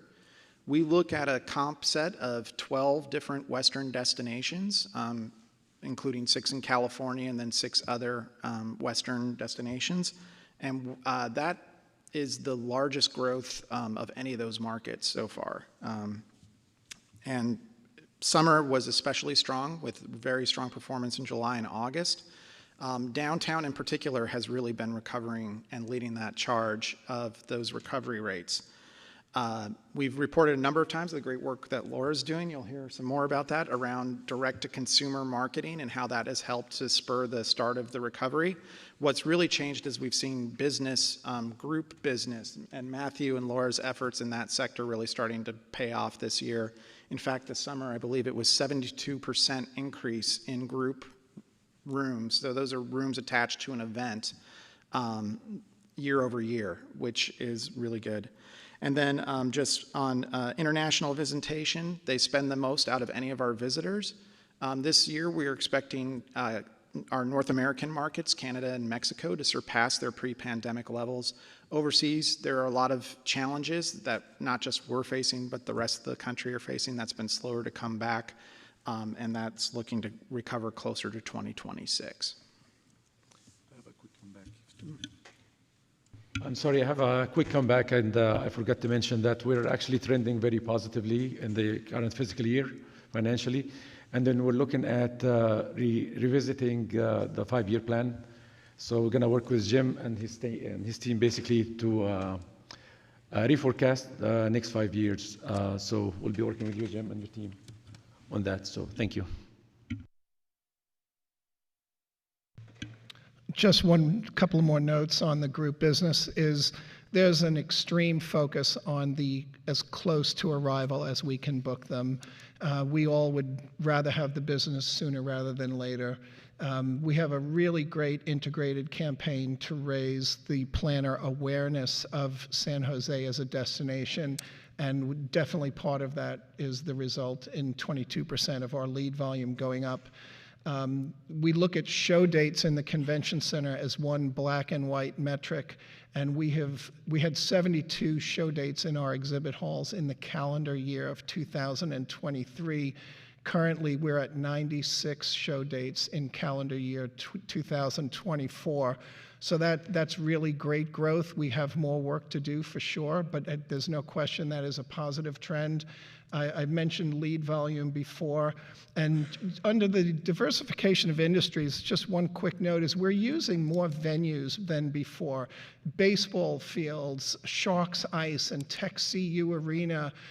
So as we diversify the business we have, we're also affecting more of the city, not just the convention center and the theaters that we manage. So that's a real positive as well. Thank you. Hello, everybody. For the record, Laura Shimaluski, Vice President of Marketing and Communications. It's a pleasure to be speaking with you today and reporting on the results of our marketing and communications efforts over the last fiscal year. So, if I may remind everybody that all of our marketing and communications are strategically focused on conversion. And what that means on the consumer side you're watching here is everything we spend, we hope leads directly to a hotel room night or dollars in our city. So if you look at the first column, the last entry in the white, $15,729,000 in hotel was generated through people who saw our ads. A total of $36.7 million was added through people who saw our ads. When we look at what this means in number of bookings, that's 46,600 bookings. That translates to about 116,000 hotel room nights of people who saw our ads and then booked hotel room nights in San Jose. So these worked really well. The return on ad spend this year was 38.25. That's about $4 better than it was last year. We're thrilled about this. As you may remember at the last council meeting, council asked us to start marketing to locals for the first time. We immediately removed any parameters that kept locals from seeing our ads before. That's already happened. I've also identified a pool of funds that will be used to start a Locals Discover Downtown campaign, and that will start in a few weeks. I want to assure you that we're doing this in partnership with everybody who John talked about earlier. And we look forward to seeing all it will do. For the first time, Team San Jose will be buying local in-market radio as well as billboards. So this will be really good to see. So thank you for your help there. Next slide, please. Thank you, Ben. We also, in marketing, buy ads for meeting planners. As Matthew said, to create more awareness and information about San Jose, what there is to do in San Jose, to make it more inviting for not only the planners, but the attendees. This year, our campaign was really robust and added over 4,000 meeting leads to the sales team and over 100 RFP completions. Next slide, please. Our consumer emails continues to be very, very important, especially with how digital targeting is happening. Again, these are consumers who opted into receiving information about San Jose. This was as of June 30th, so I think it's safe to say we are well above 93,000 people in our database looking for San Jose information. We served over 2.26 emails were sent last fiscal year. Next slide, please. Thank you, Ben. In the earned media slide, as I mentioned, this is only a portion of what we submitted in the larger report. What's interesting to know about this slide is this is only the second half of the year. In the full fiscal year, we placed 271 stories and reached 442 million people. As you all know, the ad value on that is really important because that's not budget we're asking for, that's dollars we're creating. And this year, what we did contributed $3.8 million in ad revenue, or in ad value. Thank you, and we'll take questions if you have them. Thank you. That was a very detailed presentation. Jim, are you going to be around for a while if we have questions? Okay, thank you. Do we have any members of the public who wish to speak? No public comment. Thank you. Then turning to the council, I think I saw Vice Mayor was, oh no, Councilmember Torres, sorry. Great, thank you. Thank you, Team San Jose and Jim for the presentation. This is all important work and is definitely showcasing how important Team San Jose is to the local ecosystem of downtown San Jose as well, and our greater San Jose community now. Because it is important, as Laura said, it is important that Team San Jose showcases to our locals how amazing downtown, well, the city. Downtown San Jose is amazing, but how amazing the city of San Jose is, right?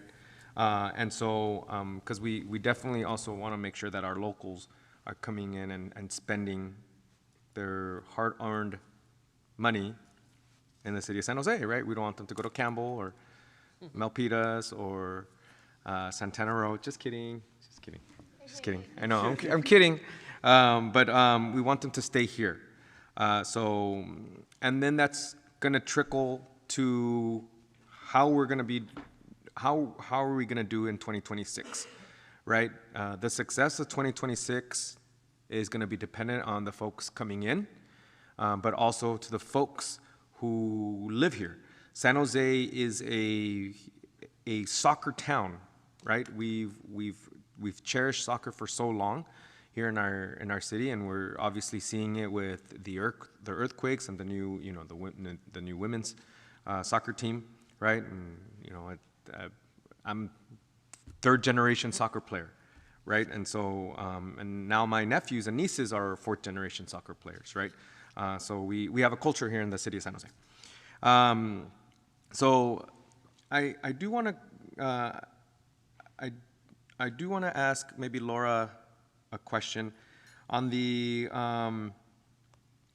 shucks, where was it? Anywho, the consumer paid media. Are we, so the campaign to the locals, are we kind of making it sound cool, like, I don't know, staycation or stay in San Jose, or I don't know.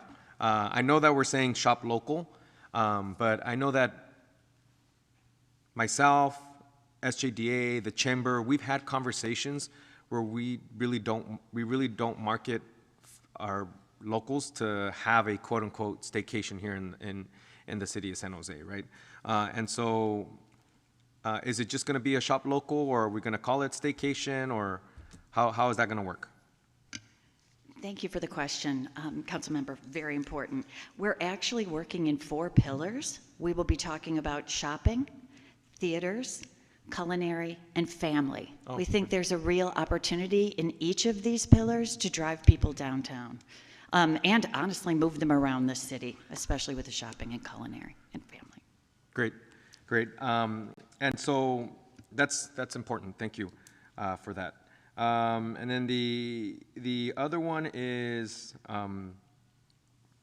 it's definitely important that all of us are working together.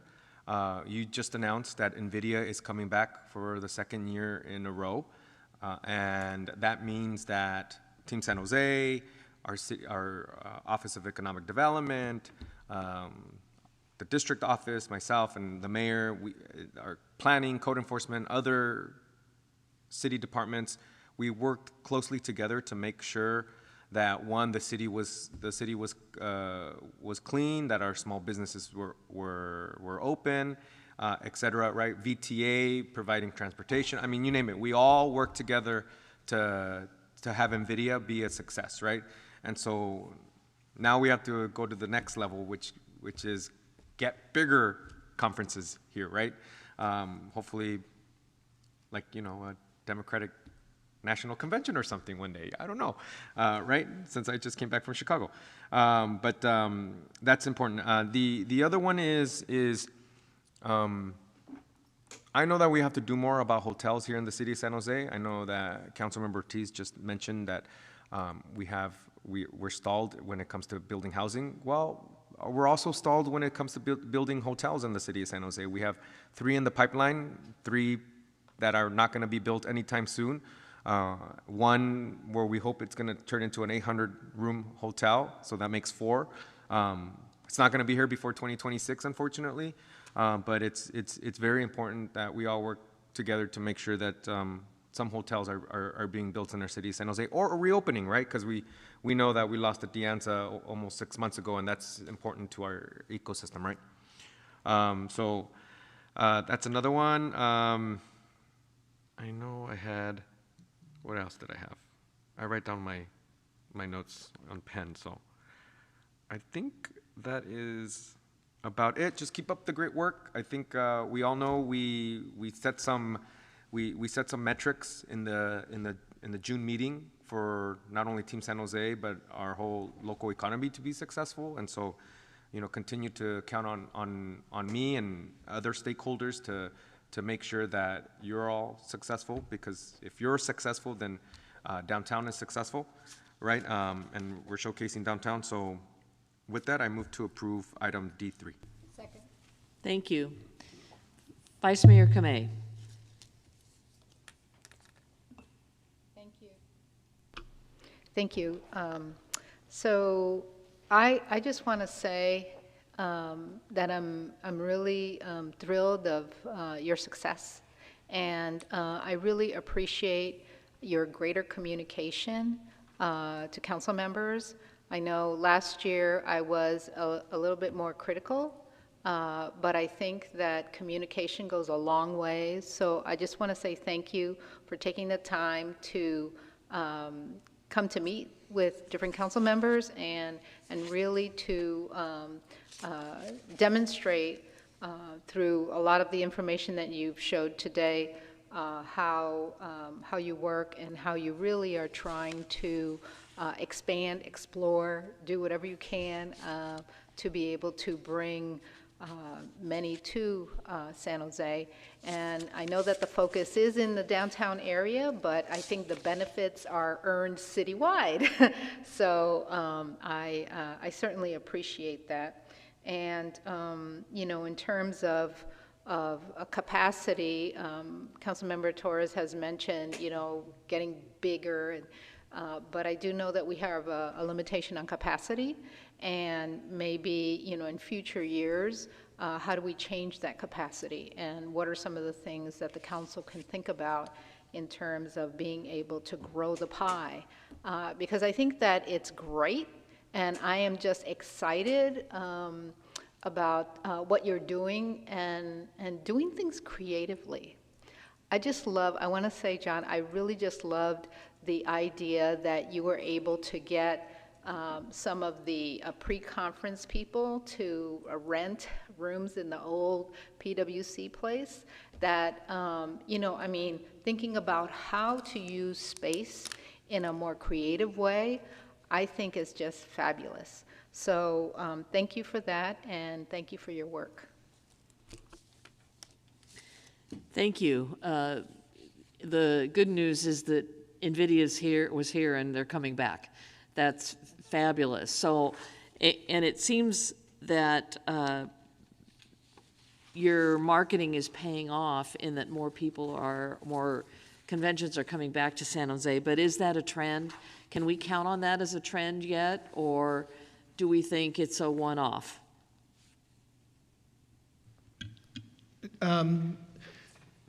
The major goal that we have is to, for the short term at least, is not to book larger groups because we will run out of the ability to accommodate them, but to book more of them. So that's one of the reasons that we're focused on the show days, because it may be a good comparison to last year, but there's a tremendous amount of opportunity there. And every day that we have a show day, we're hiring people to come in and work in the building. And that's probably the most important thing we do, is give people jobs. So it is we realize that a new headquarters hotel and a convention center expansion, those are long-term, expensive, complicated projects. But in the meantime, there's a great opportunity for us to travel the country. As we'll do probably 45 customer events this year, either at trade shows or small events at special occasions, and we have to go where the customers are because they're not in their office like they used to be, and they're not willing to get dressed and leave their home office to come out at night as much as they used to be. So we'll go virtually anywhere. In fact, I'm going to Anaheim tomorrow to meet with, among other people, the USA Gymnastics to talk about the Olympic trials in 2028. So that's 4 years from now, but we all know it's going to come very quickly. So we travel, we engage, we talk about how great San Jose is. It's easy to get to, it's easy to do business in. It's a walkable campus. We have the best weather in the world, not just the United States. Great culinary scene. So there's a lot to sell, and I think all of this integrated thing that marketing is doing and we're doing it in person as much as we can, I think it's all coming together in a way that is sustainable, to answer your question about it's not a blip. I think it's a trend. I think that's great. And working with the airport, I know Mookie, the airport director, is very enthusiastic and willing to take on any marketing. He seems like a one-man marketing machine himself in his attraction and how excited he is to bring people to San Jose, which is wonderful.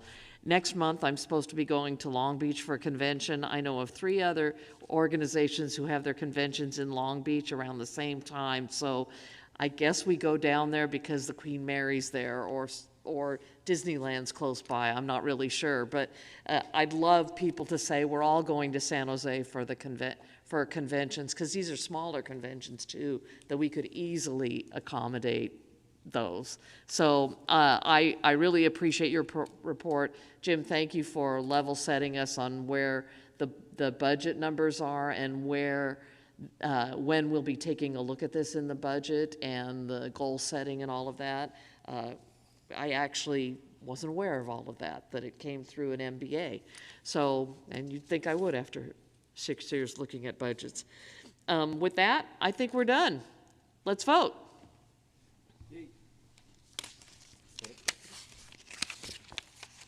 Thank you all for being here. Thank you for the presentation. We'll see you at the next report next year, whenever it is. We have one more item, which is our Economic Development Activities Quarterly Report. Carlos, take it away.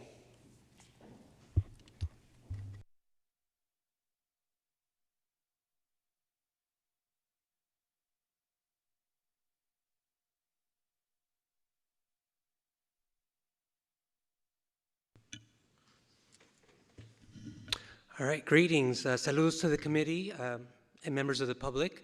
My name is Carlos Velasquez. I'm the Public Information Manager for the Office of Economic Development and Cultural Affairs. I'll be sharing a recap of our office's activities and communications during the previous quarter of July through September.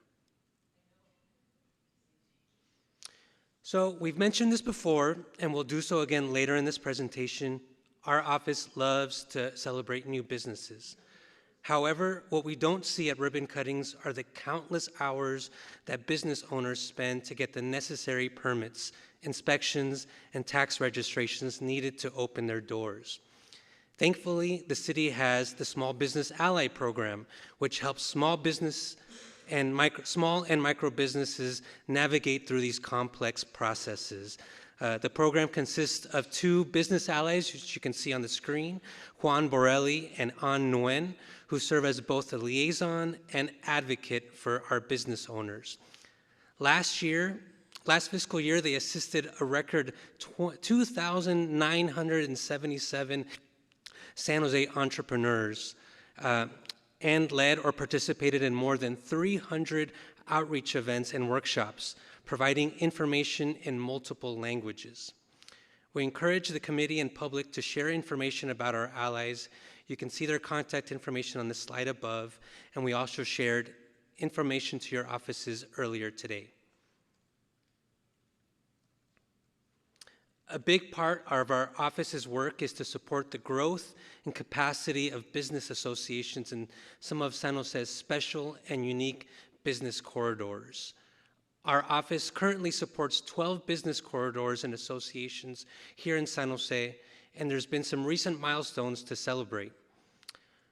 This year has marked the formation of 2 new business associations, the Story Road Business Association, a corridor that includes shopping centers Vietnam Town and Grand Century Mall, and the Winchester Business Association, which covers a large portion of Winchester just south of Santana Row.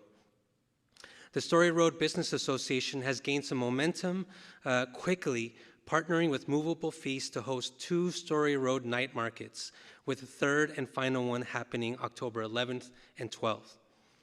And just last week, we started working with the Winchester Business Association to make sure that they're part of our upcoming holiday San Jose Shop Local campaign.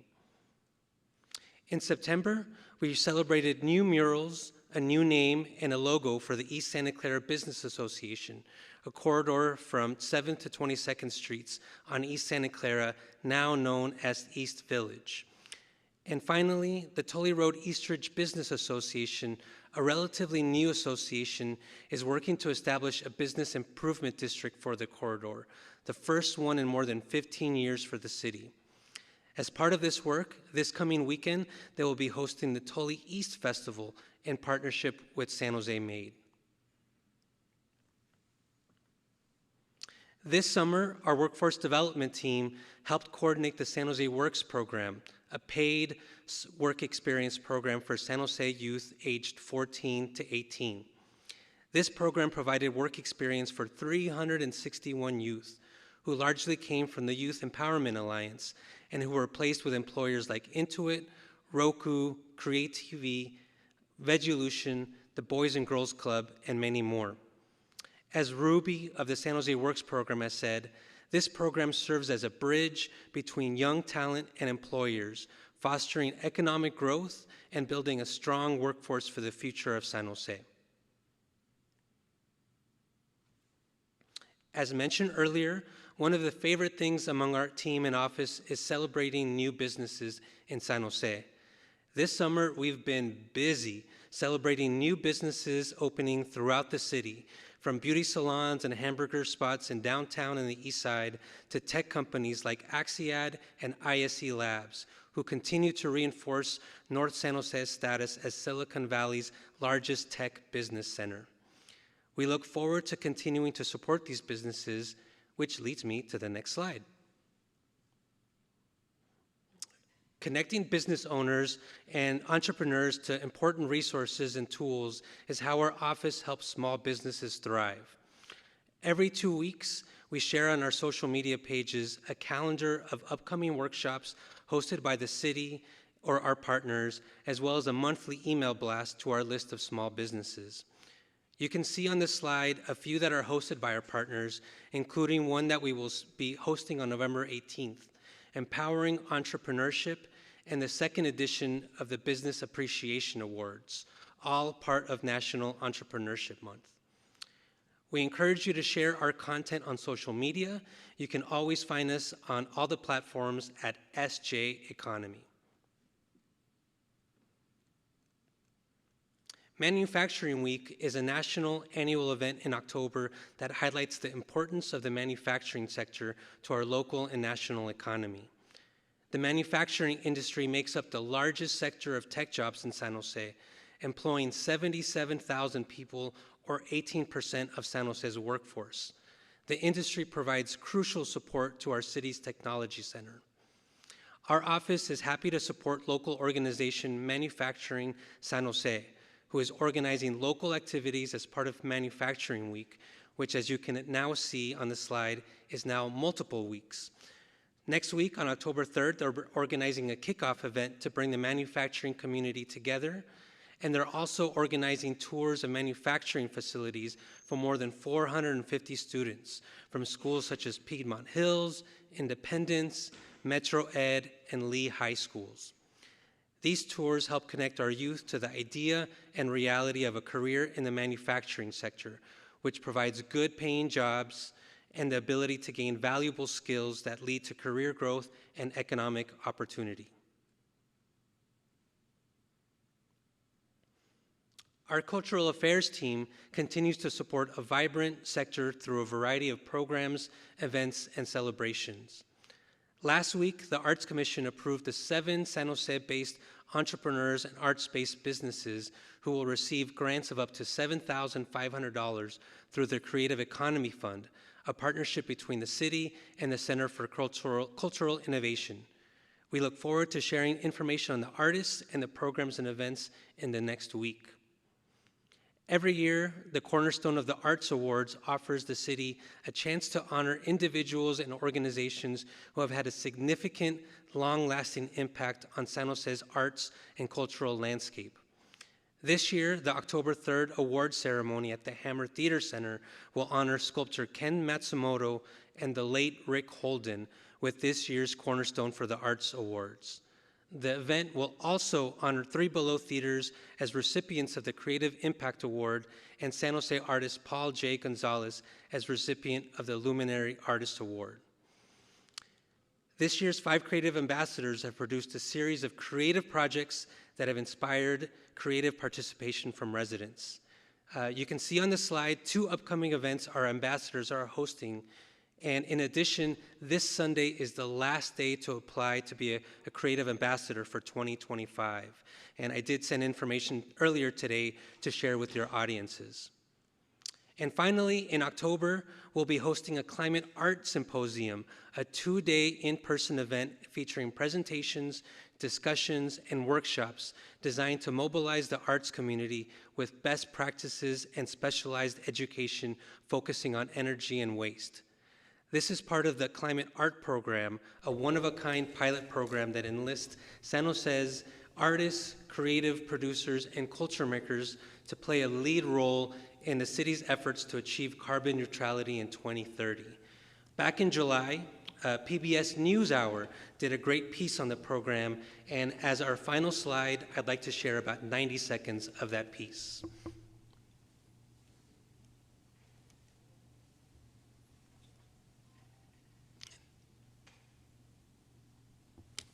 Sambieta, an artist herself and senior arts manager for San Jose's Office of Economic Development and Cultural Affairs.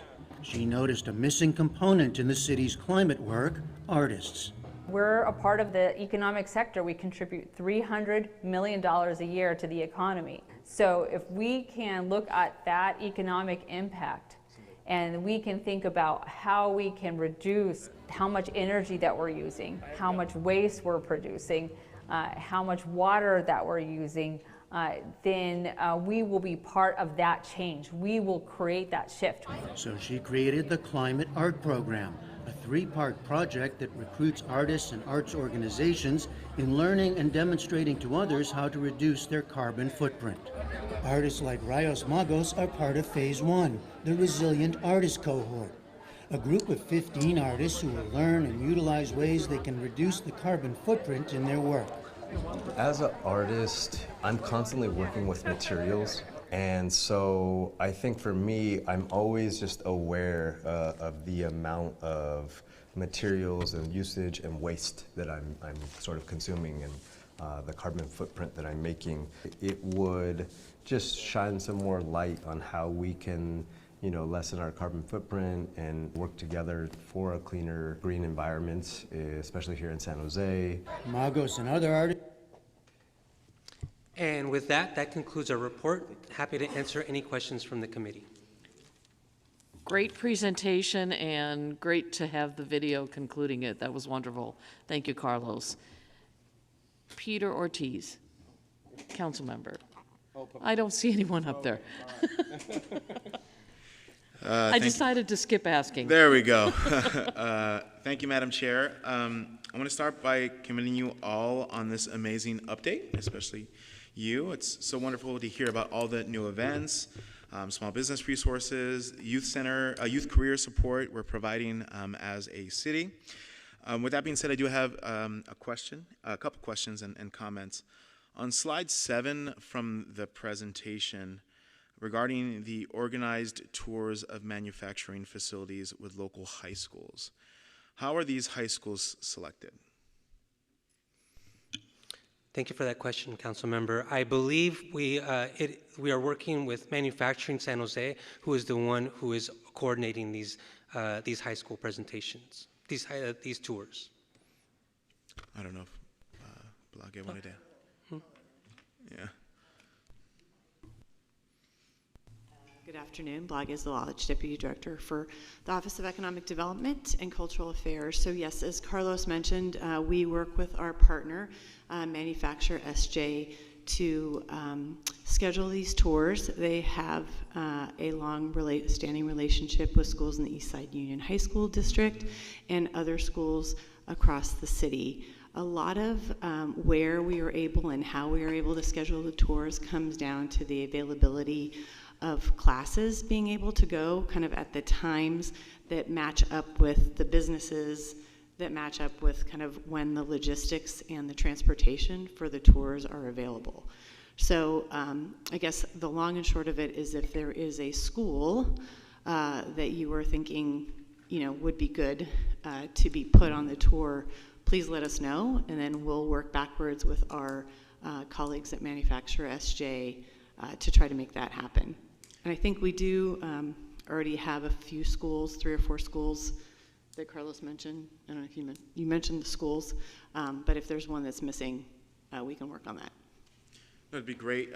Thank you, Blage. Thank you, Carlos, for that. I just want to make sure that some of our most vulnerable students are able to go on those tours as well. Happy to, maybe we could sit down and review the list together, and I can make some suggestions. But Silicon Valley's here in the city of San Jose, but in many cases, might as well be on the other side of the country, because a lot of our high school kids aren't exposed to that. And I know, Independence has a great robotics program.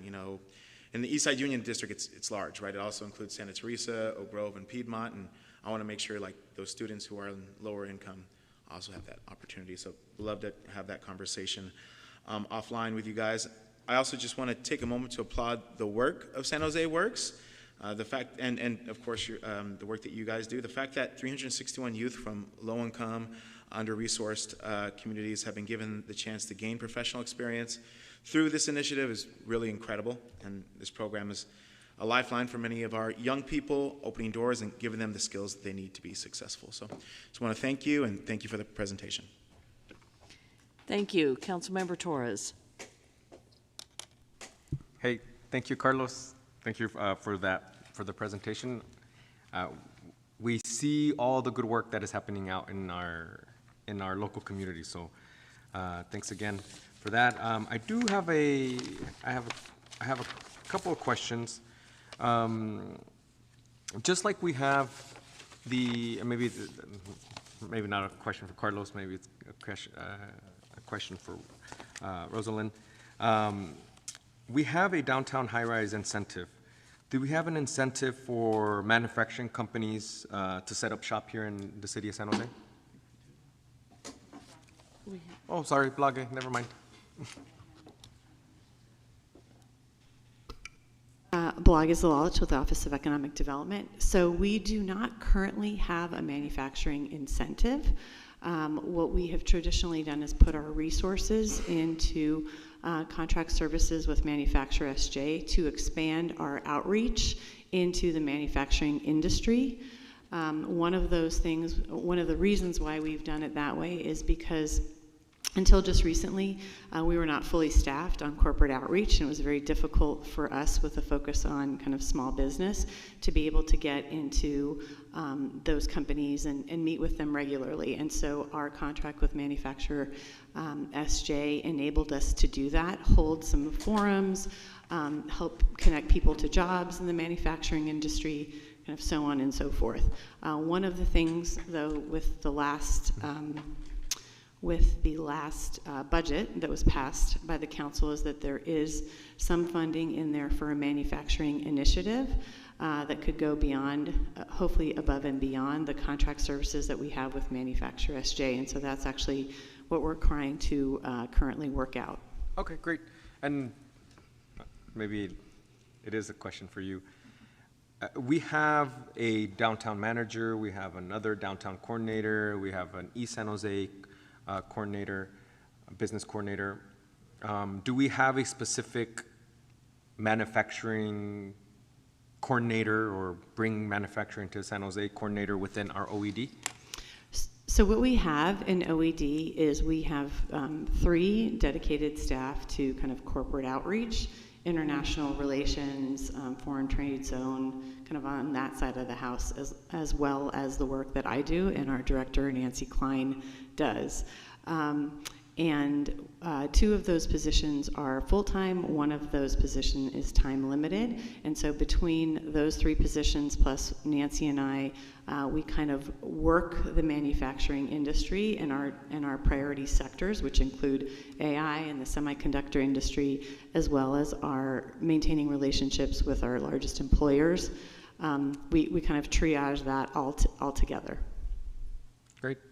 Thank you. Well, yeah, no, definitely lean machine, yeah. And we know that OED is a lean machine.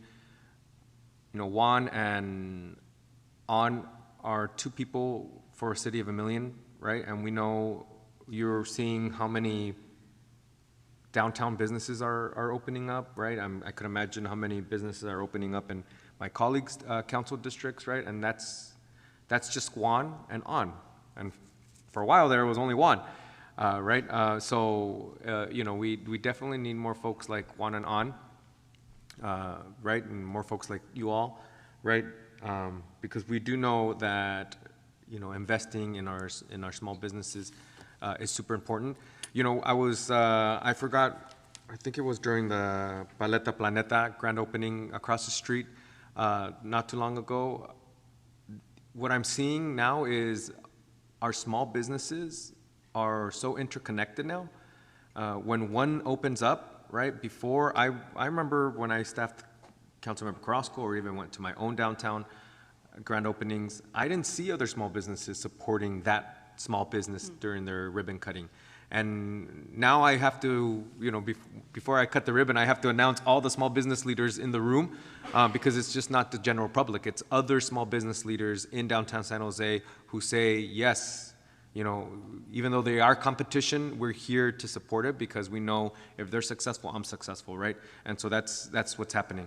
I think one thing that we definitely do need to get, that we need to tighten up, hone in, bring in is business districts that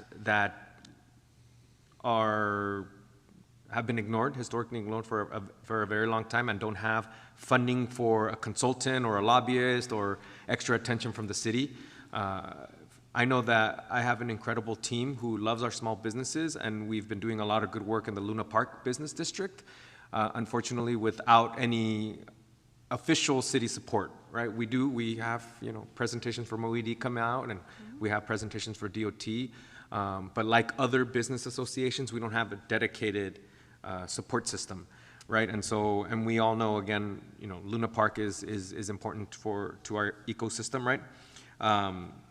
The Climate Art program is incredible. That's really important, and I'm glad that that's happening. We need to continue to make sure that our creative ambassador program, right, showcases the beauty of our local artists, right? I've been already to more than a few of the whacking events that Alice organizes, right? And you'll be surprised. There's a lot of folks who love going to those workshops. So with that, did we move to approve this item? No. Move to approve item D4. Second. Thank you. Thank you. Vice Mayor Kamei. Thank you so much. You know, the more I get to know of all of the programs and all of the things, the more I realize, oh my gosh, you're doing so much. And I just want to thank you, Carlos, and thank you for coming out to they're calling it Winchester Row. Instead of Santana Row, Winchester Row, the new group of small businesses that are affiliating as an association together, and you know, just to learn about the services that you offer, opportunities, and I just think it's fabulous because it's going to an area that in the past were really just, you know, on their own.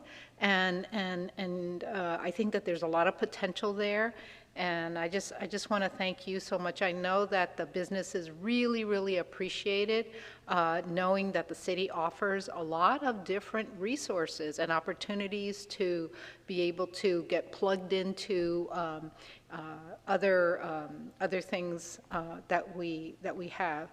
So I just wanted to say thank you for that.